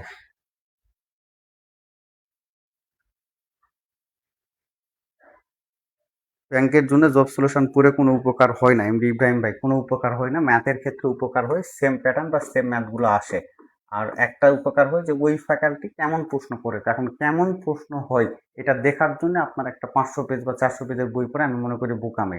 ওইটা থেকে আপনি ম্যাথ পড়তে পারেন, আইসিটি পড়তে পারেন, কোনো সমস্যা নেই। অন্যগুলো তেমন রিপিট হয় না, এই জন্য আপনার সময় নষ্ট করার কোনো প্রয়োজন নেই। আর প্রশ্ন কেমন হয় এটার জন্য দেখবেন যে বা আমি বা আমার মতো অসংখ্য মানুষ আছে যারা প্রশ্ন অ্যানালাইসিস দেয়। আপনি ফেসবুক ইউটিউবে 2-4-5 মিনিট ঘাটলেই ওই ফ্যাকাল্টির কোন কোন জিনিস ইম্পর্টেন্ট এটা জেনে যাবেন। এটার জন্য 500 পেজ বই পড়ার প্রয়োজন নেই। 9 থেকে 10 যাইতে সাধারণত এখন যেটা হচ্ছে আর কি, যারা 2019 সালে জয়েন করছিল সোনালী ব্যাংকে, তারা হচ্ছে যে গত সপ্তাহে হচ্ছে আপনার সিনিয়র অফিসার হয়েছে। যারা সোনালী ব্যাংকে 2019, অর্থাৎ 7 বছর লাগে আর কি মোটামুটি। আগে মানে সাধারণত নিয়ম হচ্ছে 4 বছর পরে, মানে 3 বছর পরে প্রমোশন হওয়া, বাট প্রমোশন ডিউ হওয়ার কারণে বাংলাদেশের ব্যাংকের অবস্থা খারাপ হওয়ার কারণে ব্যাংক ভেদে আপনি মনে করতে পারেন 7 বছর আপনার লাগবে, 7 বছর পরে আপনি সিনিয়র অফিসার হবেন। সিনিয়র অফিসার থেকে প্রিন্সিপাল অফিসার হইতে গেলে আপনার আরো 7 বছর লাগবে। আমি যে কারণে সোনালী ব্যাংক ছাড়তেছি, টু বি অনেস্ট, যে আমি আমার সাথে যারা জয়েন করছে সামনের দিকে সবকিছু মিলাই আমার হচ্ছে অফিসার থেকে সিনিয়র অফিসার হইতে লাগবে মিনিমাম, এখন লাগতেছে 7 বছর, সামনে আরো বেশি লাগার কথা, এটা আমি ধরে রাখছি 8 বছর। ওকে, তাহলে 8 বছরে আমি সিনিয়র অফিসার হবো। এখনই আপনার যারা 2019 সালে সিনিয়র অফিসার হয়েছিল তারা প্রিন্সিপাল অফিসার হয়েছে 7 বছর, আমার সময় দেখা যাবে যে আরো বেশি সময় লাগবে, 8-9 বছর লেগে যাবে। তার মানে কি আমার প্রিন্সিপাল অফিসার হইতেই লাগতেছে 16 বছর। আর কৃষি ব্যাংক, সেটা আপনার রাজশাহী কৃষি বা রাকাব যেটাই হোক, এগুলাতে একটু প্রমোশন ফাস্ট, আর কাজের দিক থেকে একটু হলেও চাপ কম আছে, কারণ সরকারি কাজ সবগুলো সোনালী ব্যাংকে হয়। আমি তো 3 মাস ধরে করতেছি, আমার কাছে প্রেশার নিতে ভালো লাগে না, আমি এই কারণে সুইচ করতেছি। যে আমি ধরেন এখানে সিনিয়র অফিসার থেকে প্রিন্সিপাল অফিসার যারা হচ্ছে 2019 সালে, ধরেন যে আপনার, আমি একটা উদাহরণ দিই, যে 2019 সালে ধরেন 19 সালে আপনার ধরেন কেউ সোনালী ব্যাংকে জয়েন করছে বা অন্যান্য গুলাতে, তারা গত সপ্তাহে প্রিন্সিপাল অফিসার হয়েছে, অর্থাৎ 6ষ্ঠ গ্রেডে গেছে। আর যারা ধরেন আমার কৃষি ব্যাংকে বা কৃষিতে তো 3 বছরেই মনে হয় যায়, আর কি 3-4 বছরে যায়। তো এখানেও আপনার ধরেন কৃষি বলেন, বা কৃষি তো দুইটা ভাগে ভাগ হয়েছে, রাকাব আপনার ওইদিকে, আর এদিকে হচ্ছে আপনার বাংলাদেশ কৃষি। তো কৃষিতে যাচ্ছে যারা 19 সালে হয়েছে তারা সবাই 2023 সালে আপনার পিউ হয়ে গেছে। তো সেম স্যালারি সেম সবকিছু, আমার দরকার হচ্ছে ফার্স্ট প্রমোশন, আমি একটু সামনের দিক যাইতে চাই, এটার জন্য আর কি। ওকে, আর সবাই তাহলে ভালো থাকেন। আর কোনো কমেন্টস আছে? ব্যাংকের জন্য মেবি অ্যানিমিয়েন্টের 7-in-1টা টপিকস ওয়াইজ, হ্যাঁ, এটা একটু দেখতে পারেন। কর্মসংস্থান ব্যাংকের পিডিএফ বলতে ওইটা হচ্ছে আপনার ওই টাইপের প্রশ্ন হয়, 13 থেকে 16 গ্রেডের প্রশ্ন হয়। এটা আমি টেলিগ্রামে মনে হয় এই বছরের শুরুতে দিয়েছিলাম, গত 1 বছরের 200-300-400 পেজের। ওইটা আপনারা দেখতে পারেন, তাহলে ওইটা আমি আপনাদের দিয়ে দিব। আমি ভুলে যাই, আমি বাসায় আছি আর কি, আমি আপনাদের অনেক কিছুই দিব আর কি। এই মাসটা আমি জব ছেড়ে দিছি, আপনারা জানেন, এখনো রিজাইন লেটার পাই নাই, গেলে হয়তো পাইতে পারি। তো এই মাসে আমি যেহেতু বাসায় আছি, বাগধারা এক কথায় প্রকাশ, ভাই সিনোনিম অ্যান্টোনিম স্পেলিং এগুলো আমি আপনাকে কালকেই দিব। অ্যাপ্রোপ্রিয়েট প্রিপোজিশন, হ্যাঁ এগুলো দিব এগুলা।